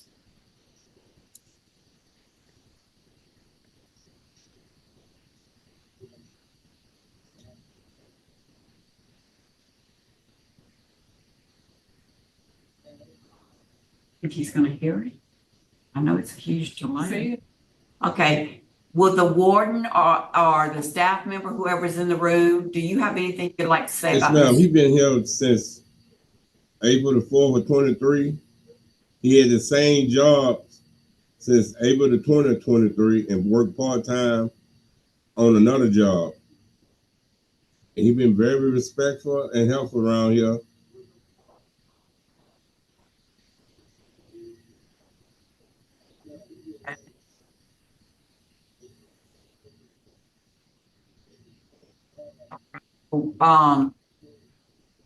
Mr. Seals, Mr. Kerry Myers is here from the Louisiana Parole Project in your support, and he would like to speak. Good morning, Kerry Myers with the Louisiana Parole Project. We're here on behalf of Raheem Seals. Raheem was recommended to us, excuse me, by a CTRP instructor there at West Feliciana Work Release Center, who he stood out to the point where she asked us specifically if we would get involved. We went and interviewed Raheem and found that we believe that her faith in him was justified. He's been on the same job as was stated earlier for more than 2 years. He will continue that job after he finishes phase 1 of our program. He's already arranged that with his employer. He would like to finish that job. He has a long-term residence plan. Once he leaves Parole Project with his mom and Zachary. During his incarceration, he's had 0 disciplinary infractions. He's earned 435 days of CTRP credit, including living in balance and thinking for a change, victim awareness. He's also completed Steve Hoyle during this incarceration. He has a good time release date, as you noted earlier, of 4/8/26. By granting him parole today, the board has the ability to place any conditions on his parole that they may seem fit. Parole Project is here to help him through the transition to ensure that at least during phase 1, he has all the support systems. And beyond that, he'll have case management out through a minimum of 1 year. So we continue to be supportive of Raheem and help him through any transitions or adjustments that he needs. So we would just ask this board, we believe he's an excellent candidate. He's a first-time offender. Ask this board to grant his parole today. Thank you, Mr. Myers. Mr. Seals, your case has been assigned to Ms. Ledoux. She is going to continue the interview.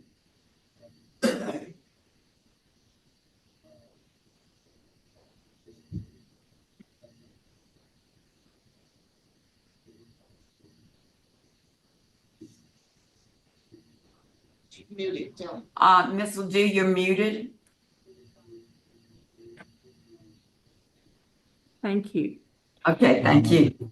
You have, Mr. Seals, you were placed on probation initially, and then that probation was revoked.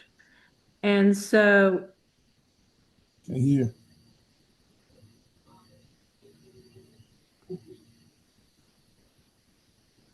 you cannot hear me? Huge delay.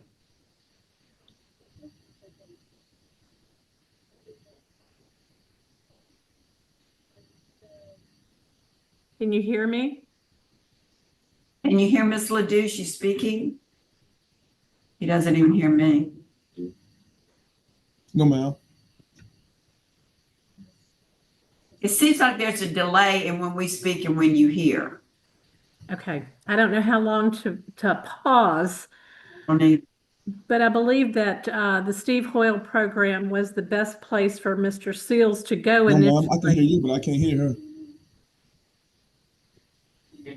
You can't hear me. Okay.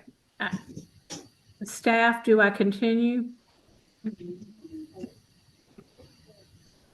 Just 1 minute, Ms. Ledoux. They're checking in to see what we can do.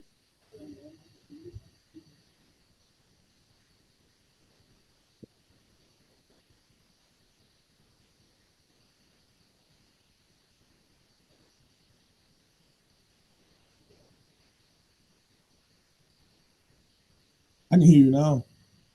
Can you hear me?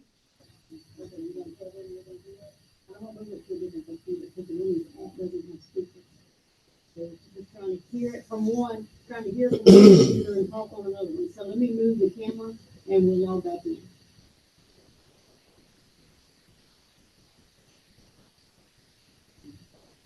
All right. Log out. Back up a second. I'm gonna move this camera to mine.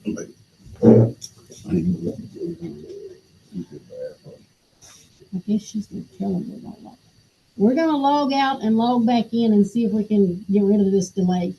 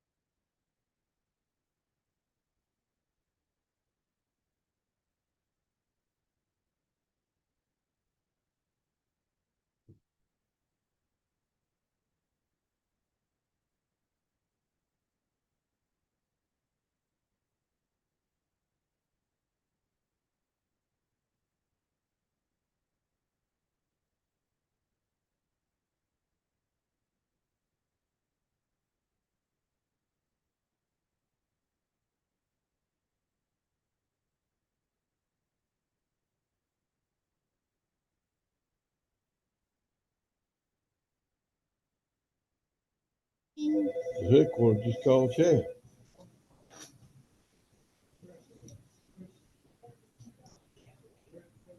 I just talked to him. Headquarters? The one at the place. Yeah, call Chad.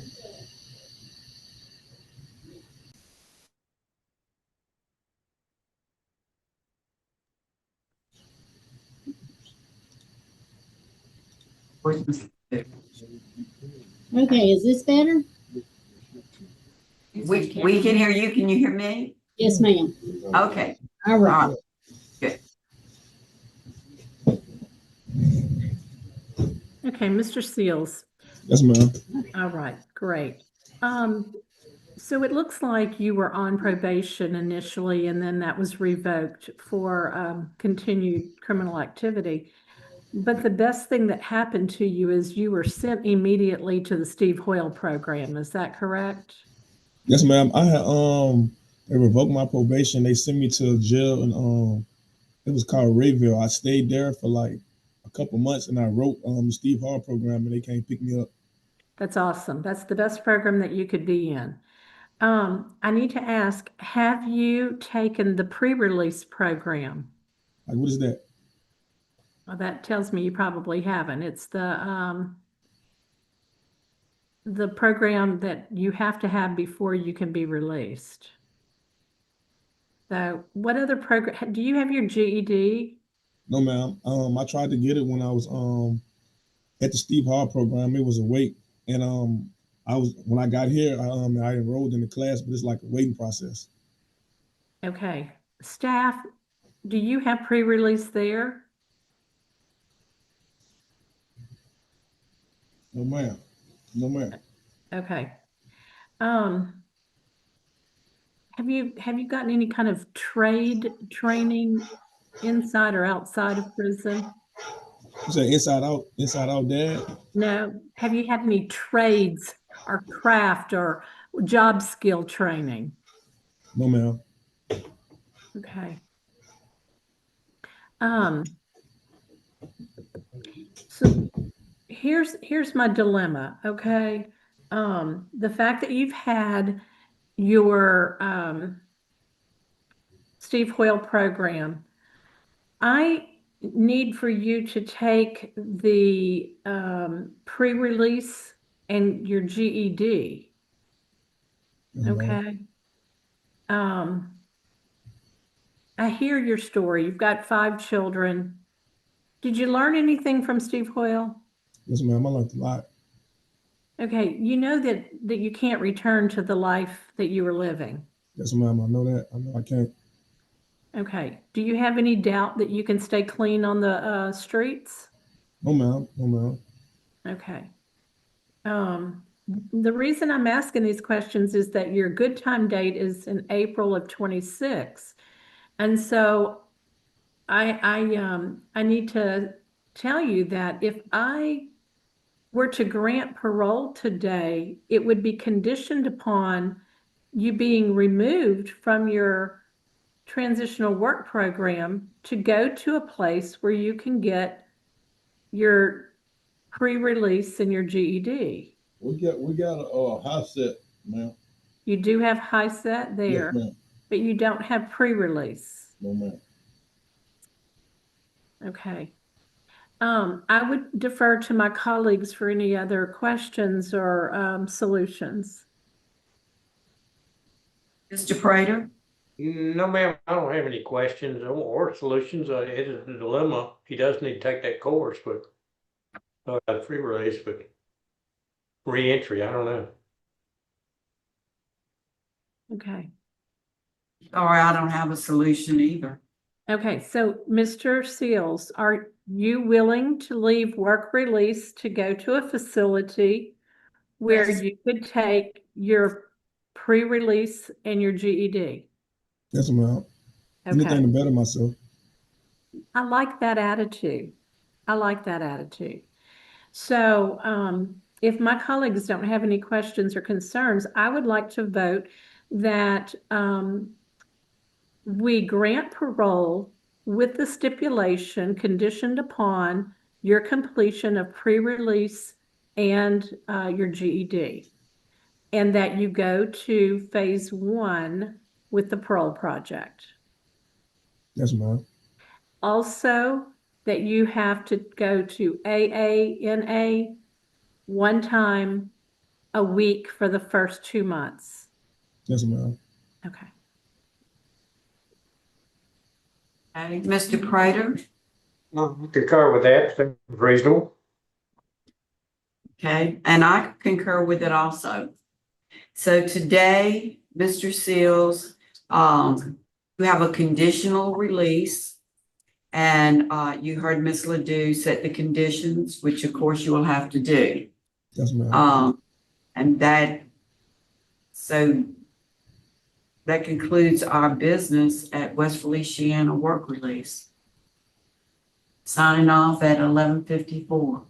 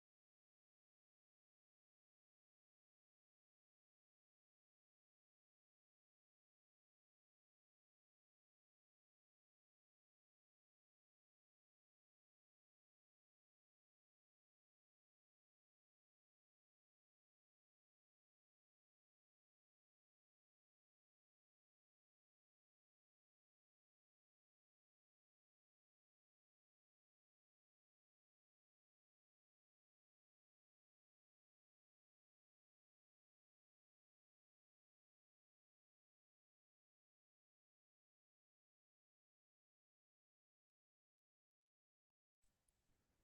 can leave it on. You think not,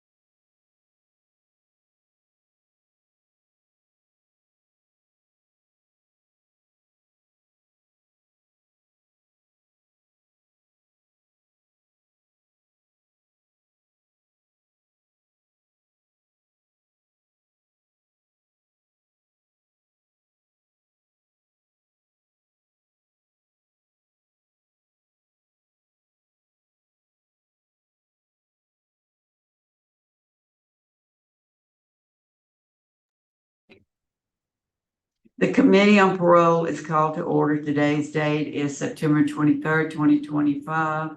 The time is 12:02. My name is Carolyn Stapleton. I'm serving as chairman on today's parole panel. My colleagues on the panel, which will be by way of Zoom, is Ms. Jerry Ledoux and Mr. Steve Prater. I am at DOC headquarters in Baton Rouge.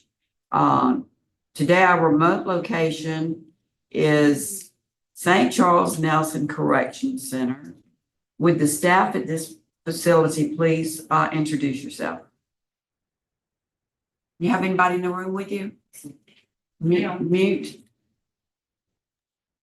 Did you not hear me? Lieutenant Kimberly Ball, sorry. Okay, thank you. Okay, and then now with Mr. Snider, would you introduce yourself, stating your name and your DOC number for the record, please? Timothy Snider, 701-844. Okay, I'm going to read information into the record from your master record, and you're going to let me know if everything is correct. Yes, ma'am. I have your name is Timothy Snider, DOC 701-844. As you said, you're a first class offender. Your parole eligibility date is 3/28/26. You're not eligible for good time. Your full-time date is 8/10/2026. You have a sentence of a total of 15 years for the offense of aggravated incest. Is that all correct, sir? Yes, ma'am. Okay.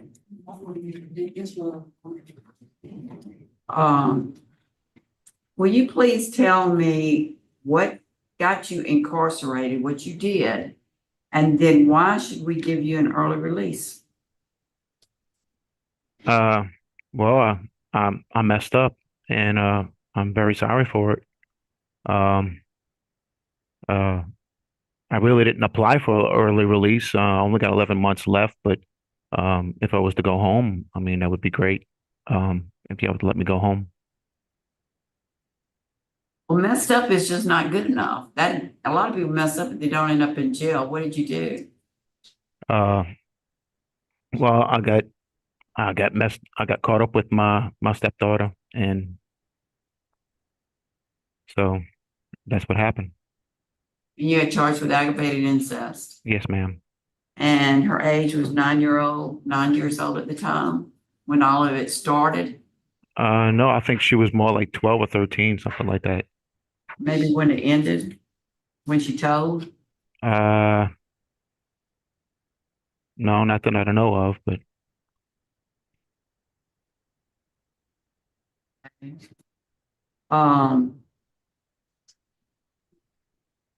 So you don't have anything more that you'd like to say about the actual crime, is that correct? no, ma'am. Well, let me ask you this. What would you think her life was like after that happening to her? I would say probably horrible. You think maybe she would have distrust issues or betrayal? You were her stepfather, correct? Yes, ma'am. Yeah. How long were you with her mother before all this started?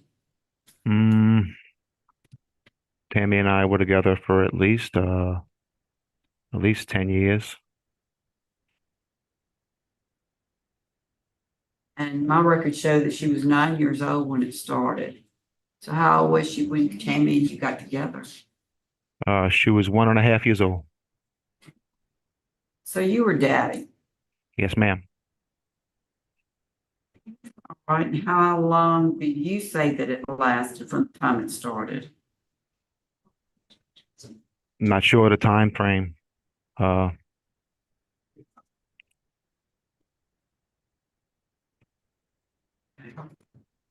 Doesn't come to my mind. I'm not sure. Okay. Well, here's community attitude on it. The district attorney is strongly opposed. District Attorney Covington, Louisiana. This sex offender admitted to molesting his 9-year-old stepdaughter. And you try to say 11 or 12, maybe 13. That's okay. And then opposed also is the St. Tammany Parish Sheriff, Randy Smith. and opposed is the Chief of Police from Covington. I recommend Mr. Snider serve the full 15 years for this sentence. The sentence he was charged by the court. Okay, at this time, we have, your mother on the phone to speak in your behalf, sir. Ms. Snider? Yes, ma'am. Okay, you can speak. What do I need to say? I What don't do I know. need to comment on? Well, your son's in jail for aggravated incest and you called in to, speak on his behalf. So what do you have to say? The decision has to make the two questions that his decision here for him. Have been here for him since day one. And I will be here for him when he comes home. So the decision is, and that's what I have to say about it. Okay, ma'am. Did you hear that? Your mother said that she'd be there for you whenever you get home. Yes, ma'am. Ms. Snider, thank you very much for calling in. Thank you. You're welcome. Okay. You're welcome. All right. Cheers. Okay. Okay, at this time, does the board have any questions? Ms. Ledoux, do you have any questions? Mr. Snider, I just want to make sure that I'm reading your record correctly. Have you taken the sex offender treatment program while you've been incarcerated? I completed phase 1. So you've been in for 14 years, is that correct? Yes, ma'am. And you've only completed phase 1. Have you had the pre-release program? I've had reentry. Yes, ma'am. Reentry? Yes, ma'am. Have you had any other programs? Living in Balance, SERP, Cage of Rage,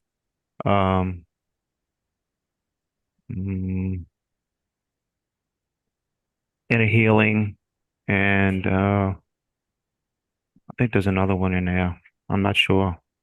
Okay, I'm just There's a few of them in there. that's quite a limited programming for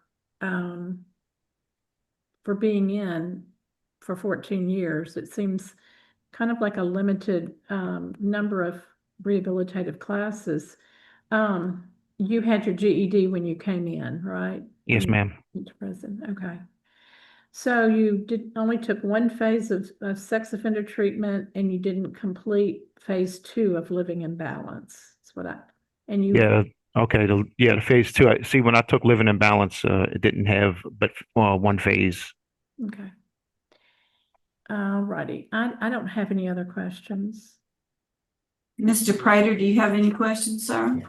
No, he didn't request this hearing, correct? And he's happy and satisfied and be in jail for the rest of the time.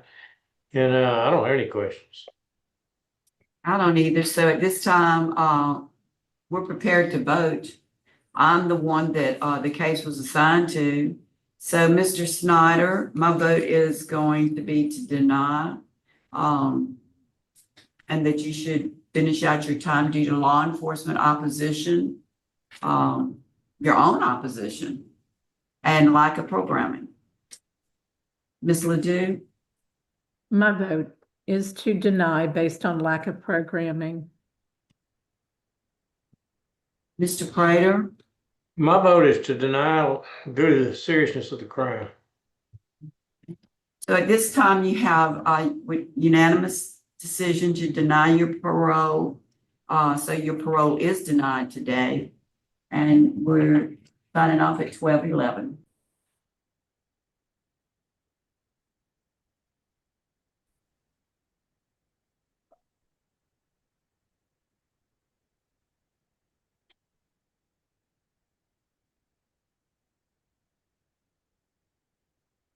Yeah, I'm done.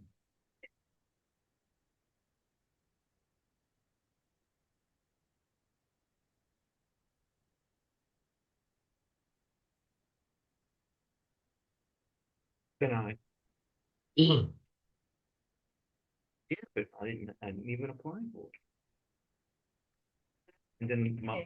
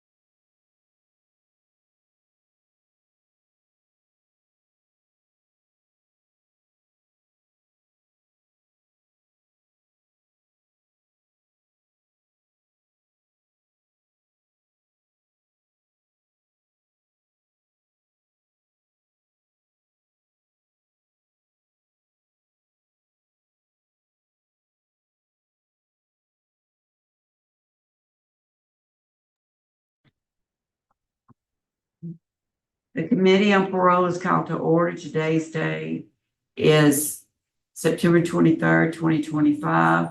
The time is 12:21. My name is Carolyn Stapleton. I'm serving as chair for today's parole panel. My colleagues on the panel today are Jerry Ledoux and Steve Prater. They are on Zoom, and I'm at DOC headquarters in Baton Rouge.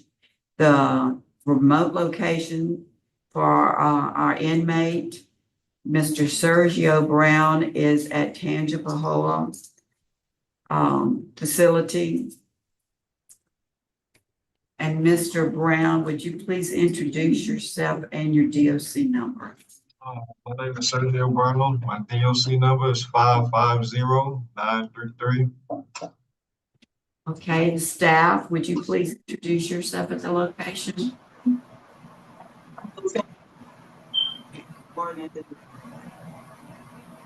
Okay, thank you very much. Mr. Brown, I'm going to read some information from your master record, and you're going to tell me whether or not I'm correct.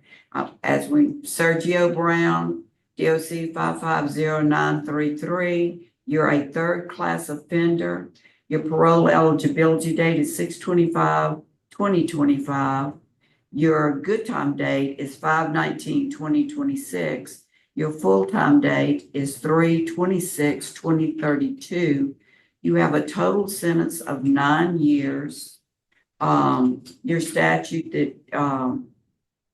that you were sentenced for was cruelty to juveniles. Is that correct? Yes, ma'am.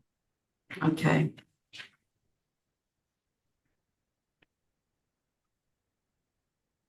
Okay, would you please tell us today details of why you're incarcerated and why should you be released early? I'm incarcerated for cruelty to a juvenile. And why I should be released early is I've been staying out of trouble since I've been in jail. I'm in work release. I've been in work release for 15 months.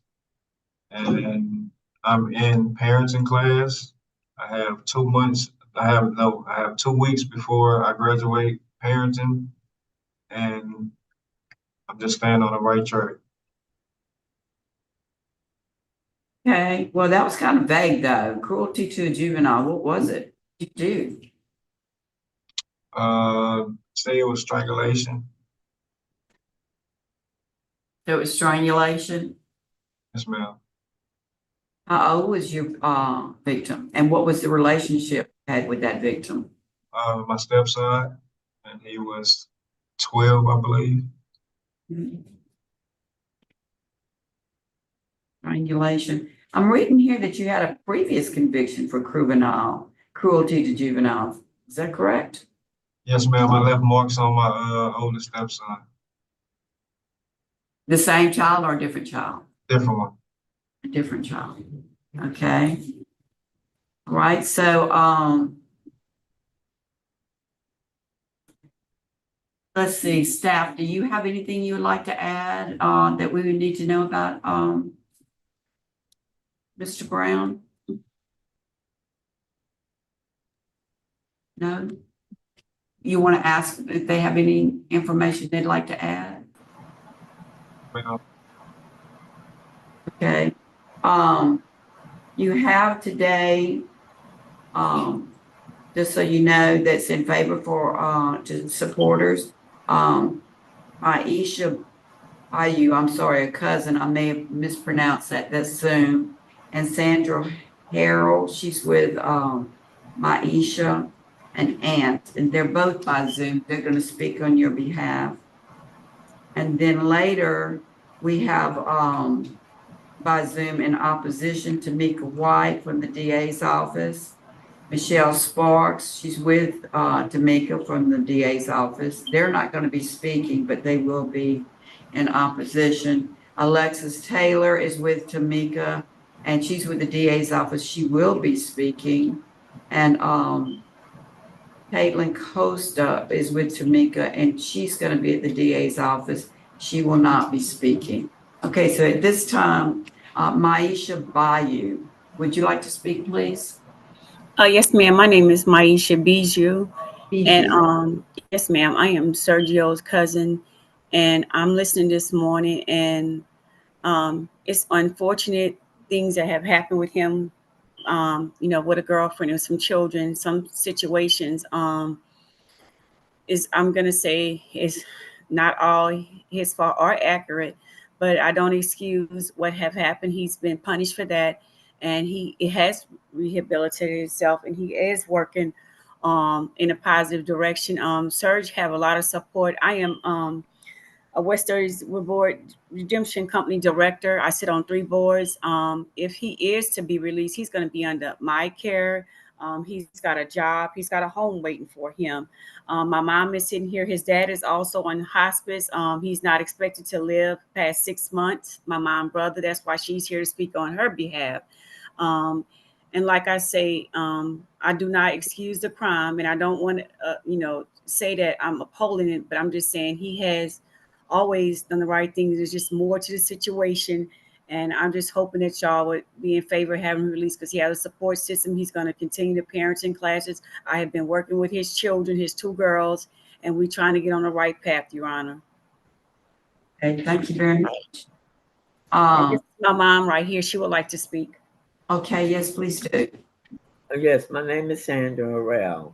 My mother has always helped Serge out because his grandmother and grandfather had custody of him and help him with the girls. And when he got in the relationship with the lady, I helped him all the time until my mother, I was her caregiver until they moved, to Hammond. But we was always kept in touch with them and do what we can for them and the children, And I'm just praying that he worked through the program and you all allow him a second chance on this situation. Thank you very much. Thank you, ma'am. Okay. At this time, we will have opposition from the 21st JDC, the Assistant District Attorney, Alexis Taylor. Would you please speak? Yes, ma'am. Good afternoon. She don't even know. So the state does stand opposed to his release. The victim at this particular time, well, for this first incident, actually, well, the second incident, I'm sorry, on this particular charge was 13. He was 13 years old. This victim reported to school where the teachers found actual ligature marks on the victim's neck. The victim was able to confirm that the defendant hogtied him, he beat him, gagged him with ice and a sock to stop the victim from screaming while the defendant was beating him. The child said he was knocked unconscious, and he believes that he was not killed because, or the defendant didn't kill him because he became unconscious or was knocked unconscious. And as you said, there was a prior incident in 2018 that involved actually 3 counts of cruelty to juveniles, one of those 3 being this same victim. That victim would have been 7 years old at the time, and the victim disclosed that the defendant had slammed him to the ground and whipped him with a belt. So this defendant has apparently some issues as it relates to abusing children. And this particular victim was one of 3 that has been abused twice by this defendant. So the state's going to be opposing his release. Thank you very much. Okay, at this time, your case has been assigned to Ms. Gerald Ledoux. She is going to begin her interview. Just following up with that, there is also a conviction in 2011 for domestic abuse battery for a pregnant victim. I note that all of your felonies are violent crimes. Have you taken any substance abuse treatment while you've been incarcerated? No, ma'am. You've had some issues with drugs in the past? Yes, ma'am. I was in drug court in 2009, 2010, St. Tammany Parish. Yeah. Have you had the reentry class? No, ma'am. I just got into parenting class like a month ago. Yeah. I've been trying to get into classes since I've been in here, and I was never able to get in class. So what type of job are you assigned to? Where are you working? I work at MKS Plastics in Tick Falk, Louisiana. I think that it's important to have that, that opportunity to work. But you need to take some of these classes too, because those are required.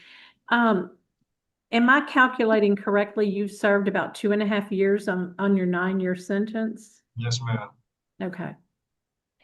I don't think I have any other questions. That was just for clarification. Thank you so much, Mr. Brown. Thank you. Mr. Prater, do you have any questions? No questions. Okay. All right, we don't have a warden in there, so do you have any final statements that you would like to make, Mr. Brown, before I myself, I don't have any questions. I think the DA covered most of what I had on my mind. So, Mr. Brown, do you have any statements that you would like to close with, that you'd like us to know? No, not really. Like I said, I've been trying to get into the programs like she just asked me about, and I was never able to get into them. I've been waiting to get in class, and I just finally got into parenting class. But I'm willing to do anything when I get out, as far as taking programs, anger management, or whatever I need to do, substance abuse. Okay. All right, are we ready to vote at this time, panel? Yes. Okay, we'll start with Ms. Ledoux since it's her case. Mr. Brown, my vote is to deny parole. Based on the fact that you do need programming, you've had 3 violent charges in the past, and I'm concerned about public safety in that regard. Thank you. Prater. My vote is to deny due to violent history. Okay. And my vote also is to deny due to the public safety and violent nature of your crimes and your lack of programs and not enough time served. So this concludes our hearing at 12:34. We will be signing off.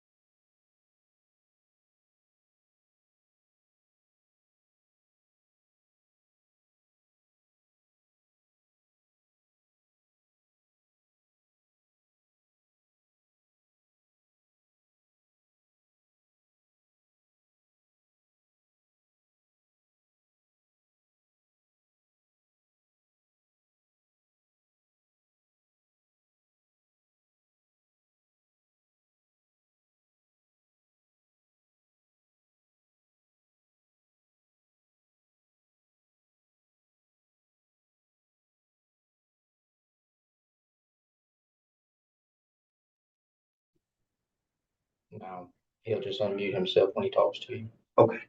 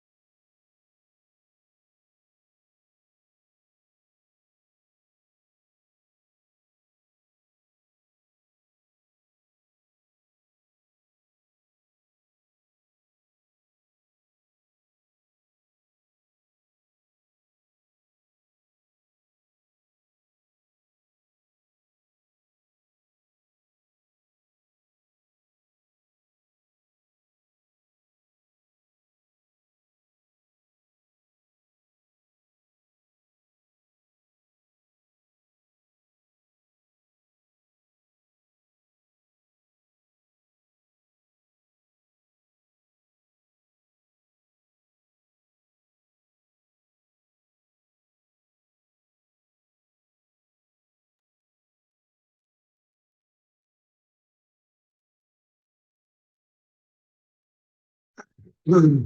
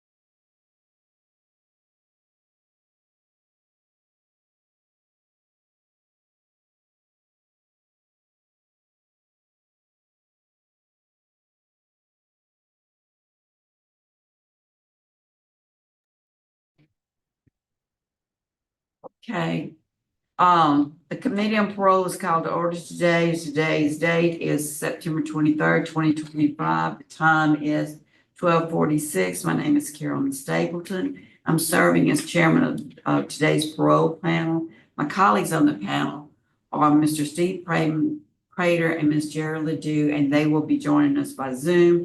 I'm at DOC headquarters in Baton Rouge. We're going to the facility of Morehouse Parish Jail.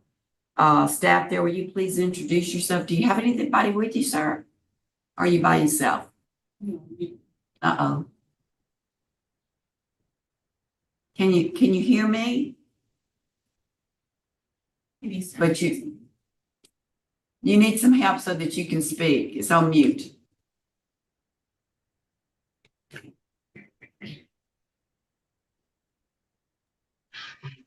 Oh, okay, now, yes, sir, I can now. Thank you very much. Will you please introduce yourself with your DOC number for the record, please?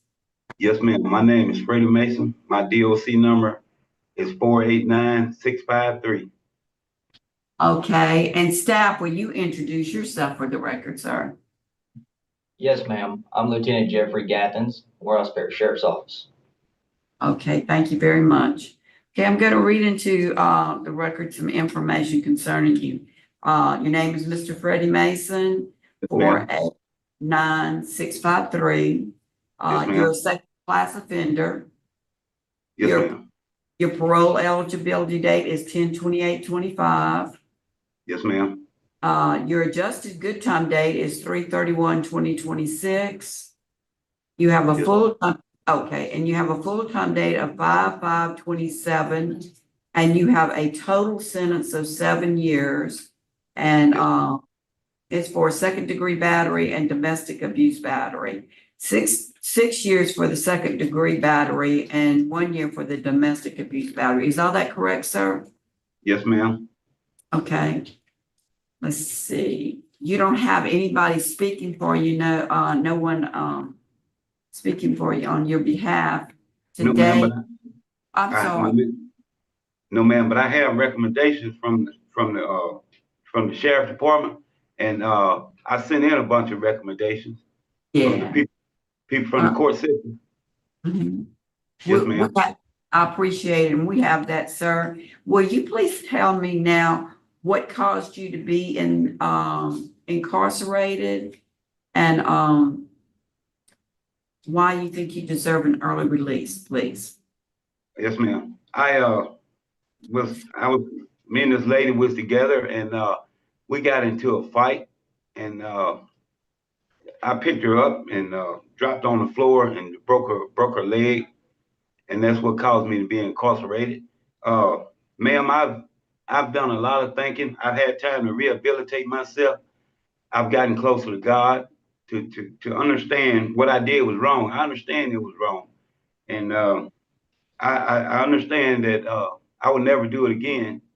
God is changed me from who I was to a totally different person. I'm a better person. I'm a different person than who I was. And I try to get along with people. I'm not a hard person to get along with. I know I do good out in society. I got kids I need to raise, I need to be out there with and take care of them and raise them right. Those are the most important things about why I need to be out. Mr. Lieutenant, did you say Lieutenant? Do you have anything you'd like to add concerning the situation, Mr. Mason? Yes, ma'am. All I can speak for is since he's been in here, he's been a model person, helpful. He's also on our trustees, and he works every day, never creates a problem or an issue that I'm aware of since he's been in here. Okay, thank you very much. Yes, Mr. Mason, Yes, ma'am. your case has been assigned to Mr. Steve Freeman, Prater, I'm sorry, Mr. Yes, Steve Prater. He is going to have an interview with you now this time. All right. Thank you. Mr. Mason, good to see you today. You doing okay? Yes, sir. How you doing, sir? I'm doing fine, doing fine.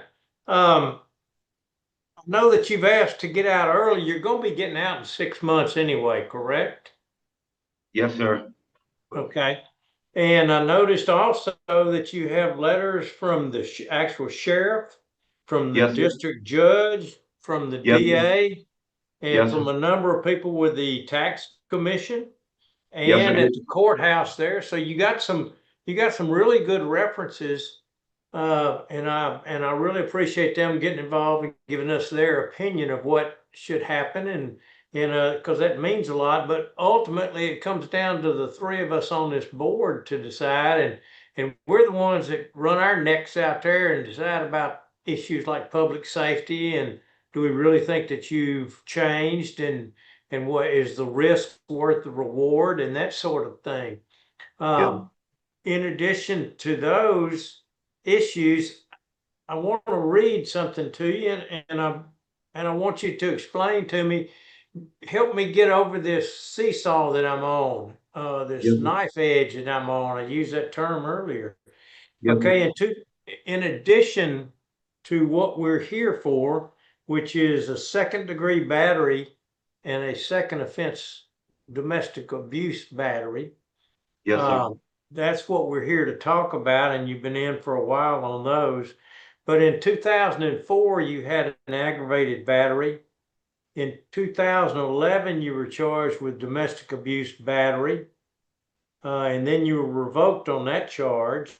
2012, you were charged with domestic abuse battery. 2013, domestic abuse battery. 2014 domestic abuse battery, 2015 domestic abuse battery, 2017 domestic abuse battery, and then 2021 the violation of protective order, and 2021 this what we're here for, domestic abuse battery, second offense, which truly I don't know how you can get second offense on all of that, but explain to me why it's worth Steve Prater's risk letting you out 6 months early because you're getting out anyway. Tell me how is it worth it for the risk? Because I'm honestly scared that you're gonna hurt somebody again. Well, sir, it's worth the risk because I'm not gonna come back. I've learned my lesson. I was wrong. I can admit to what I did. And it was wrong. I can admit to that. And I'm sorry for what I've done. I got remorse for what I've done. I've changed my life. I've met God in my life. And He taught me a lot of things about myself that I didn't even know at that time. At the time, I was under the influence of alcohol when this happened. I rehabilitated myself from that. God has really changed me as a better person. So if you would let me out, it wouldn't be a disappointment. I wouldn't disappoint you, sir. Okay, well, Mr. Mason, I want to believe you and all that, and I certainly respect these folks that have weighed in on it. You know, some of them are friends of mine.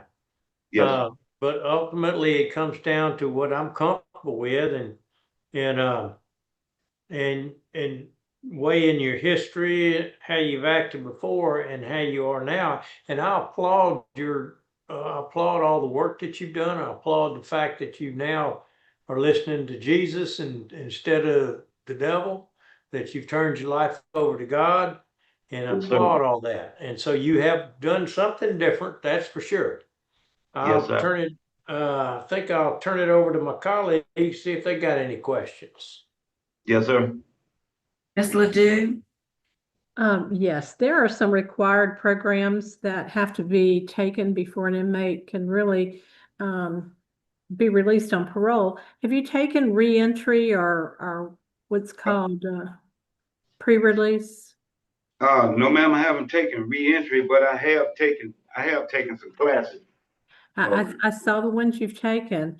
Did Yes, you ma'am. take, do you have your GED? No, ma'am, I can't read too well. Okay, I'm so you 50 haven't years old. literacy class or a trades or skill will offset that. Have you taken any substance abuse classes? Yes, ma'am, I have. Okay. I have my certificates on that, on substance abuse, domestic classes. Okay, great. Okay. Yes, ma'am, I've taken classes on that. All right. I have no further questions. Okay, here's a statement. When the police arrived there to this particular crime, she was in so much pain and her left leg was bent in an unusual angle, and her leg appeared to be severely rotated inward. And when they got to the hospital, her hip was broken and dislocated during the attack. And the arrest was, you were charged with second-degree battery, false imprisonment, and domestic abuse battery because you wouldn't let her get to a phone. And then you have Mr. Prater that reads this history that goes back to 2004, domestic abuse battery over and over and over again. So you have a pattern of behavior against women who you look like you're a big man. I don't think that they would have too much they could do against you if you decided to get mad and hurt them.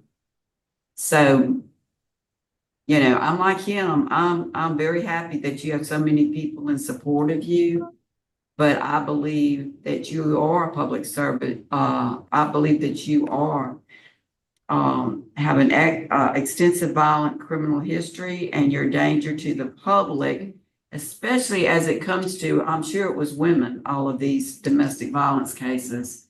So at this time, is the panel prepared to vote? Yes, ma'am. Yes. Mr. Prater, it's your case. Yes, ma'am. Mr. Mason, I want you to keep doing what you're doing. And I'm happy for you, but I don't think 6 months is going to make or break any of us. My vote is to deny. Okay, Ms. Ledoux. My vote is also to deny based on history of violence. And my vote is to deny based upon your extensive violent criminal history. So today, that concludes our business, and we sign off at 12:58. You tried, man.